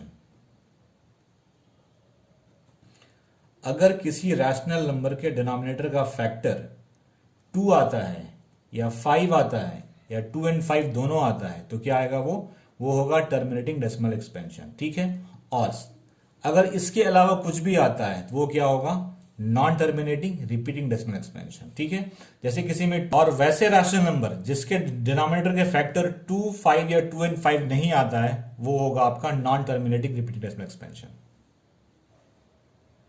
First part है 13/3125। तो पहले से फैक्टराइज करें, देखते हैं क्या क्या फैक्टर आते हैं। 3125 5 से डिविजिबल है ये, 5 6 30, 5 2 10, 5 से 1 टाइम में जाएगा, 5 2 10, 5 2 10, 25, 5 से 5, 5 से 1, 1 2 3 4 5, तो 3 1 2 5 इक्वल्स टू है 5 into 5 into 5 into 5 into 5, 5 to the power of 5। तो 3125 को सिर्फ 5 फैक्टर है, मतलब 5 एज अ फैक्टर, इसका मतलब ये क्या हुआ, टर्मिनेटिंग डेसिमल एक्सपेंशन। तो लिखना पड़ेगा आपको, since denominator has 5 as its factor, therefore 13/3125 is terminating decimal expansion,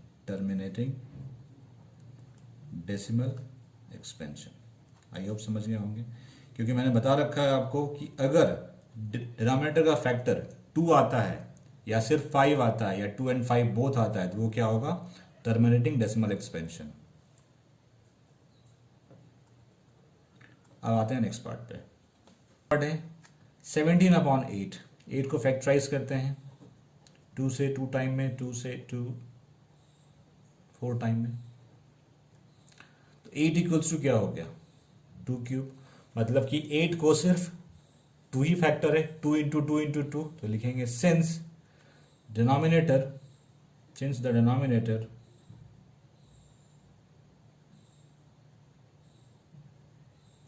has only 2 as its factor,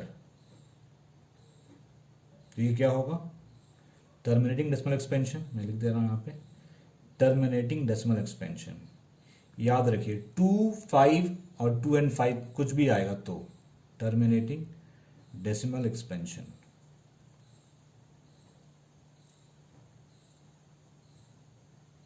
ठीक है, थर्ड पार्ट है 64/455, ठीक है, कीजिए, 5 से जाएगा ये, 5 9 से 45, 91, अब 5 से नहीं जाएगा, अब ये 7 से जाएगा, 13 1। देखिए यहाँ पे 5 भी फैक्टर है, लेकिन साथ में दूसरे भी फैक्टर आ रहे हैं 7 13, तो ये क्या होगा, non terminating repeating decimal expansion. यहाँ पे ये क्या हो जाएगा, ये लिखिए since denominator has 5 and 7 as its factor, therefore 64/455 is non-terminating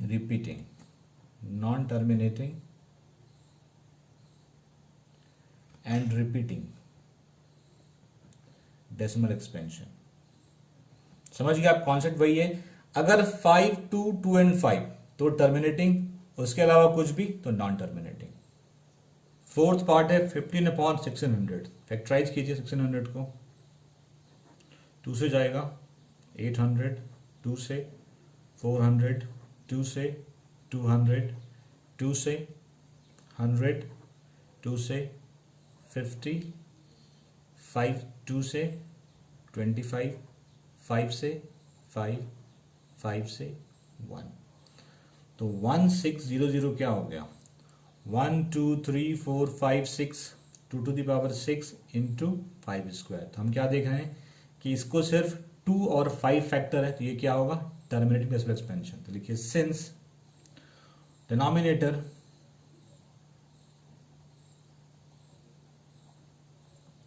has only 2 and 5 as its factor, therefore 15/1600 is terminating decimal expansion,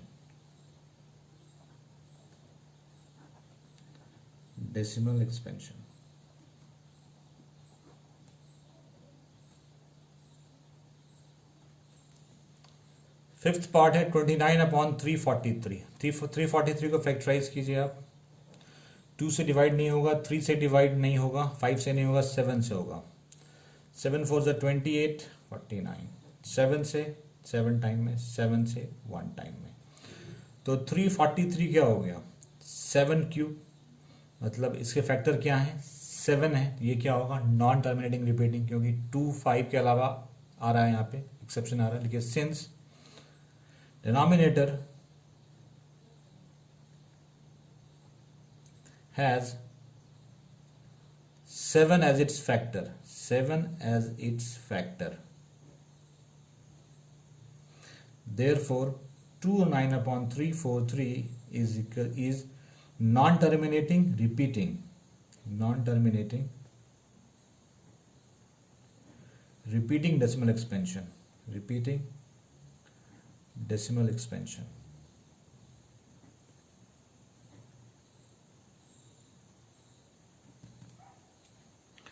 six part है 23/2³ इंटू 5 स्क्वायर। तो देखिए यहाँ पे फैक्टराइज करने की जरूरत नहीं, ऑलरेडी फैक्टराइज करके रख दिया हुआ है हमें। फैक्टर क्या क्या है? 2 और 5 दोनों है। इसका मतलब क्या है? ये टर्मिनेटिंग डेसिमल एक्सपेंशन है। तो लिखिए सिंस डिनोमिनेटर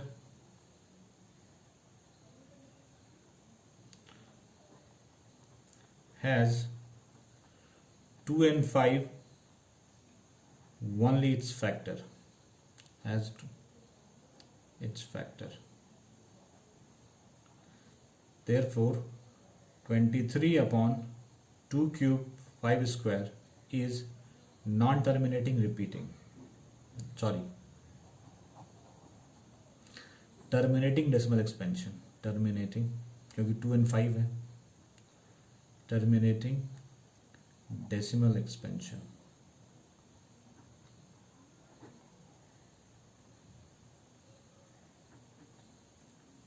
पार्ट 7 में नंबर है 129/2² 5⁻7 and 7⁻5। ये क्या होगा?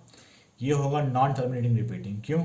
क्योंकि यहाँ पे 2 फैक्टर है, 5 है, लेकिन इसके अलावा 7 भी है। मैंने कहा था अगर सिर्फ 2 हो, सिर्फ 5 हो, दोनों हो तो टर्मिनेटिंग होगा। इसके अलावा कुछ भी आ जाए तो नॉन टर्मिनेटिंग होगा। तो लिखिए since denominator has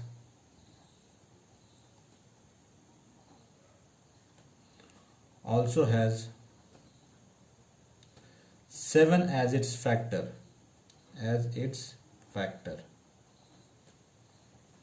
therefore 129/2² 5775 is non-terminating repeating, non-terminating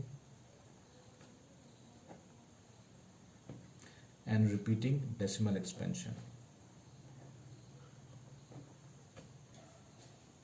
8th part है 6/15। ये तो 3 से कैंसिल भी हो रहा है। 3 2 = 6 5, मतलब नंबर क्या है? 2/5।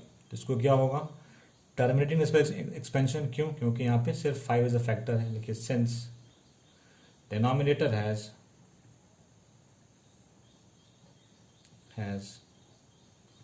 only 5 as its factor, only 5 as its factor, therefore 6/15 या फिर इसको 2/5 कह दीजिए, has terminating decimal expansion, terminating decimal expansion.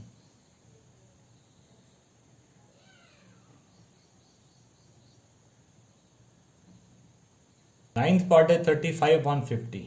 5 से कैंसिल हो रहा है, कैंसिल कीजिए। 5 से 7 टाइम में गया, 10 टाइम में गया। ये क्या है? 7/10। तो 10 क्या होता है? 2 × 5, 2 × 5। तो फैक्टर क्या है? सिर्फ 2 और 5। तो ये क्या होगा? Terminating decimal expansion. लिखिए since denominator has only 2 and 5 as its factor, therefore 35/50 जो कि 7/10 भी है, has terminating decimal expansion, terminating decimal expansion,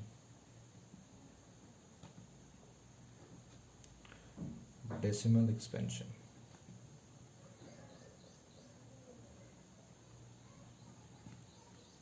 tenth part में नंबर है 77/210। ये 7 से कैंसिल कीजिए, 7 से 11 टाइम में और 7 से 30 टाइम में, मतलब ये है 11/30। 30 को फैक्टराइज कीजिए आप 2 से 15 टाइम में, 3 से 5 टाइम में, 5 से 1 टाइम में। मीन्स 30 इक्वल्स टू हो गया 2 इंटू 3 इंटू 5। तो यहाँ पे देखिए 2 और 5 तो फैक्टर हैं, लेकिन साथ में 3 भी हैं, तो इसका मतलब ये क्या होगा, नॉन टर्मिनेटिंग रिपीटिंग। देखिए since denominator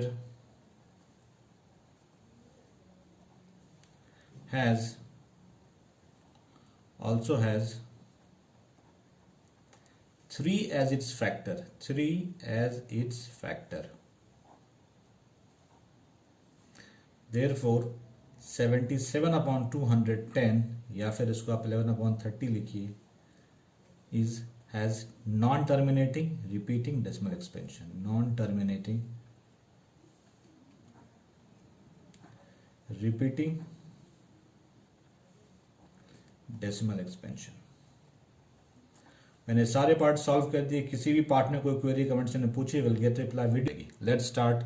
question 2, write down the decimal expansion of those rational number in question 1 above which have terminating decimal expansion. Question 1 में जिस जिस रैशनल नंबर के टर्मिनेटिंग डेसिमल एक्सपेंशन आए उसका डेसिमल एक्सपेंशन लिखना है आपको, ठीक है। तो ये नंबर है 1st, 2nd, 4th, 5th, 6th, 7, 8, 9, 10, ठीक है। इनके आए थे टर्मिनेटिंग डेसिमल एक्सपेंशन।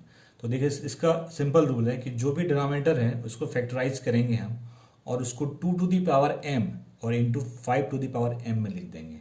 ध्यान रखिए मैं यहाँ पे दोनों को सेम रख रहा हूँ, 2 to the power m, 5 to the power m।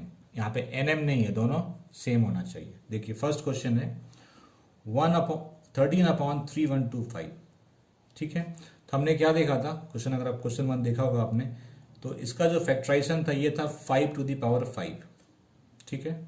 मैंने क्या बोला है आपको 2 to the power m into 5 to the power m करना है। तो m तो यहाँ पे 5 है, तो 2 टू द पावर 5 मैंने डिवाइड कर दिया, यहाँ पे इसमें डिवाइड किया तो मल्टीप्लाई भी करना पड़ेगा।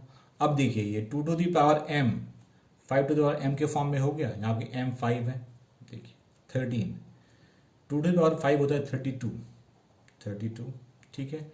ये क्या हो जाएगा 2 इंटू 5 10, 10 टू द पावर 5। 32 को 13 से मल्टीप्लाई करेंगे तो ये होगा 416। यहाँ पे क्या है 10 टू द पावर 5, इसका मतलब क्या होगा, मैं इसको ब्रेक कर दे रहा हूँ 1 2 3 4 5, ठीक है। इसको डेसिमल फॉर्म में लिखना है तो क्या होता है, अगर इससे करेंगे तो जो भी आपका डिजिट है 1 2 3 4 5 जितने जीरोज हैं उतने जीरोज पीछे चले जाएंगे, मतलब कि 0.00416, देखिए 416 काउंट कर लीजिए इसको आप 1 2 3 4 5, ठीक है। 3 डिजिट, ये जो 3 था यहाँ पे आ गया, बाकी 2 और चाहिए था तो मैंने 2 जीरो लगा दिए। 0.00416 ये 1 है, ध्यान रखिएगा। नेक्स्ट क्वेश्चन, नेक्स्ट पार्ट है 17/8, ठीक है। तो 8 का फैक्टराइजेशन क्या था 2 टू द पावर 3, इसका मतलब हमें यहाँ पे क्या चाहिए 5 टू द पावर क्यूब चाहिए। तो हमने यहाँ पे डिवाइड में ऐसा किया है तो मल्टीप्लाई भी करना पड़ेगा हमें। Means 17 5 to the power cube होता है 125, ये क्या हो गया 2 into 5 10 to the power cube. 17 into 125 होता है 2125 और नीचे क्या है 1000, मतलब कि डेसिमल 3 डिजिट पीछे चला जाएगा, मतलब यहां आ जाएगा डेसिमल 2.125। थर्ड नहीं है, फोर्थ पार्ट है, क्योंकि थर्ड था नॉन टर्मिनेटिंग रिपीटिंग। फोर्थ है 15/1600, ठीक है।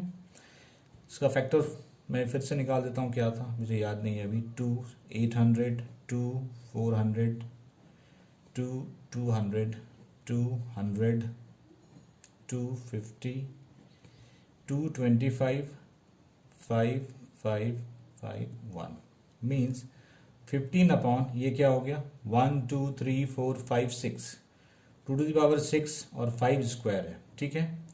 तो यहाँ पे 2 टू द पावर 6 है, हमें ये 5 भी चाहिए 6 में, तो हम क्या करेंगे 5 टू द पावर 4 से मल्टीप्लाई करेंगे। तो ये डिवीजन में था तो आपको मल्टीप्लाई भी करना पड़ेगा, ठीक है। 15, 5 टू द पावर 4 होता है 6 to 5, 5 into 5 into 5 into 5, 15 into 6 to 5। अब देखिए ये क्या हो गया, 2 to the power 6 into 5 to the power 6, 15 into 6 to 5 होगा 9375। तो 9375 10 टू द पावर 6, मतलब कि डेसिमल कहाँ लगाना है हमें, 6 डिजिट पीछे लगाना है, लगा लीजिए 1 2 3 4, तो दो जीरो लगा दीजिए, 9375, 1 2 3 4 5 6 हो गया। ये आंसर हो गया। फिफ्थ पार्ट है 29/343। सॉरी ये नहीं होगा क्योंकि ये नॉन टर्मिनेटिंग रिपीटिंग है। 6 पार्ट आते हैं। 6 पार्ट है 23/2 to the power cube into 5 square, ठीक है। तो यहाँ पे देखिए 2 टू द पावर m क्या है 3, तो यहाँ 5 स्क्वायर है, तो हम क्या कर रहे हैं यहाँ पे 5 से डिवाइड कर रहे हैं, तो 5 से मल्टीप्लाई भी करना पड़ेगा। 23 इंटू 5 ये हो जाएगा 115, और ये क्या हो गया 2 cube into 5 cube, means 115/2 into 5 cube, 10 cube means 1000। तो 3 डेसिमल कहाँ लगाएंगे, 3 डिजिट पीछे, तो 0.115, तो ये इसका आंसर हो गया। 8 आएगा 6/15, कैंसिल कीजिए इसे, 3 2 जा 6, 3 5 जा 15, दैट इज 2/5, ठीक है। मैंने क्या बोला इसको आपको कि डिनोमिनेटर को 2 to the power m into 5 to the power, यहाँ 5 पावर कितनी है 1, तो 2 से हम मल्टीप्लाई करें, तो 2 से यहाँ भी मल्टीप्लाई करना पड़ेगा। ये क्या हो गया 4/10, तो 0.4, ठीक है। 9th पार्ट है 35/50, ठीक है। कन्वर्ट कीजिए इसको, पहले कैंसिल हो रहा है ये 5 से 7 टाइम्स में, और ये 10 टाइम में 7/10, ठीक है। ये तो 2 इंटू 5 के फॉर्म में है, ये सिंपली क्या होगा 0.7, 7/10 0.7। क्वेश्चन 3 में हमें 3 डेसिमल एक्सपेंशन गिवन है। आपको बताना है इसमें से कौन सा रैशनल नंबर है और कौन सा रैशनल नंबर नहीं है। जो रैशनल नंबर होगा वो p/q के फॉर्म में इसको लिख सकते हैं हम लोग। तो आपको बताना है इस q के फैक्टर्स के बारे में आप क्या कह सकते हैं। What can you say about the prime factors of q। तो पहले हम समझते हैं कि कौन कौन से डेसिमल एक्सपेंशन रैशनल नंबर होते हैं। क्वेश्चन 1 में हमने पढ़ा था कि terminating decimal expansion and non terminating and repeating decimal expansion, यही 2 टाइप हैं जो कि रैशनल नंबर होते हैं। एक टाइप और भी होता है non terminating and non repeating, वो इरैशनल नंबर होता है। जैसे मैंने एग्जांपल दिया 0.125, तो अगर इसको p/q के फॉर्म में लिखेंगे, ये रैशनल नंबर है, ठीक है। तो इसका जो q का फैक्टर होगा वो हमने क्या देखा था, या तो 2 था या 5 था या 2 and 5 बोथ था। क्वेश्चन 1 में आपने पढ़ा होगा, अगर याद नहीं तो क्वेश्चन 1 के लिंक डिस्क्रिप्शन में आप वहां से देख सकते हैं। टर्मिनेटिंग डेसिमल एक्सपेंशन में जो भी रैशनल नंबर होता है उसका जो डिनोमिनेटर होता है उसके फैक्टर या तो 2 होंगे या 5 होंगे या 2 and 5 दोनों होंगे। सेकंड केस, वैसे रैशनल नंबर जो कि non terminating and repeating decimal expansion को रिप्रेजेंट करते हैं, उसके जो डिनोमिनेटर के फैक्टर होंगे वो इनमें से कोई भी नहीं होगा, मतलब एक्सेप्ट ऑल दिस, एक्सेप्ट 2 और 5 और 2 and 5, इसके अलावा कोई होगा, ठीक है। अब इसी पे हम लोग इन दोनों पार्ट को सॉल्व करेंगे। पार्ट वन है 43.123456789। ये क्या है, टर्मिनेटिंग डेसिमल एक्सपेंशन है, ठीक है। लिखेंगे since it is terminating decimal expansion, terminating decimal expansion, तो ये क्या हो गया, रैशनल नंबर हो गया। So it is a rational number. अब जब ये रैशनल नंबर होगा तो ये p/q के फॉर्म में लिख सकते हैं इसको। तो q का फैक्टर क्या क्या होगा इस केस में, या तो 2 होगा या 5 होगा या 2 and 5 बोथ होगा। अभी कुछ देर पहले मैंने बताया आपको। देखिए prime factor of q will be 2 और 5 और 2 and 5 बोथ, ठीक है। फर्स्ट चेक करेंगे कि ये टर्मिनेटिंग है या नॉन टर्मिनेटिंग है। टर्मिनेटिंग डेसिमल एक्सपेंशन था तो ये क्या हो गया, रैशनल नंबर हो गया। ठीक है, टर्मिनेटिंग के केस में इसके फैक्टर क्या होते हैं, या तो 2 होगा या 5 होगा या 2 and 5 बोथ होगा। सेकेंड पार्ट में नंबर है 0.12012001200000040। देखिए ये कौन सा एक्सपेंशन है, ये नॉन टर्मिनेटिंग है क्योंकि ये कहीं एंड नहीं हो रहा है। सेकेंड, ये नॉन रिपीटिंग भी है, रिपीट भी नहीं हो रहा है। समझ समझिए, देखिए यहाँ पे 12 के बाद एक 0 है, यहाँ पे 12 के बाद 2 0 है, यहाँ 12 के बाद 3 0 है। ये क्या है, नॉन टर्मिनेटिंग नॉन रिपीटिंग। इसका मतलब ये रैशनल नंबर है ही नहीं, तो लिख लीजिए। हम लिखेंगे it is non terminating and non repeating.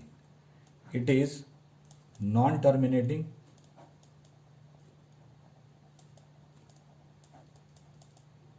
And non repeating.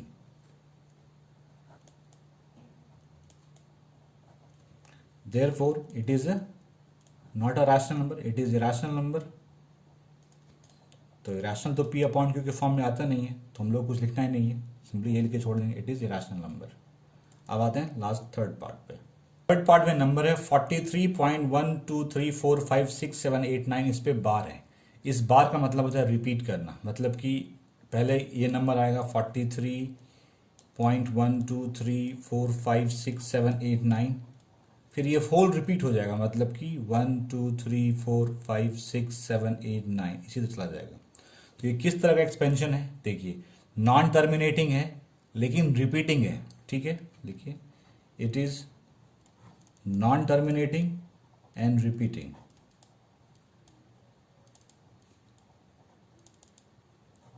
And repeating, इसका मतलब क्या हुआ, ये since therefore it is a rational number,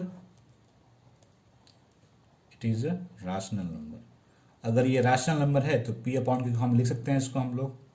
तो यहाँ पे Q, ये जो प्राइम फैक्टर क्या होगा इसका, ये नॉन टर्मिनेटिंग एंड रिपीटिंग है। तो मैंने क्या बोला है, इसमें 2 नहीं होगा, 5 नहीं होगा, 2 and 5 दोनों नहीं होगा, उसके अलावा कुछ भी होगा। तो लिखिए प्राइम फैक्टर ऑफ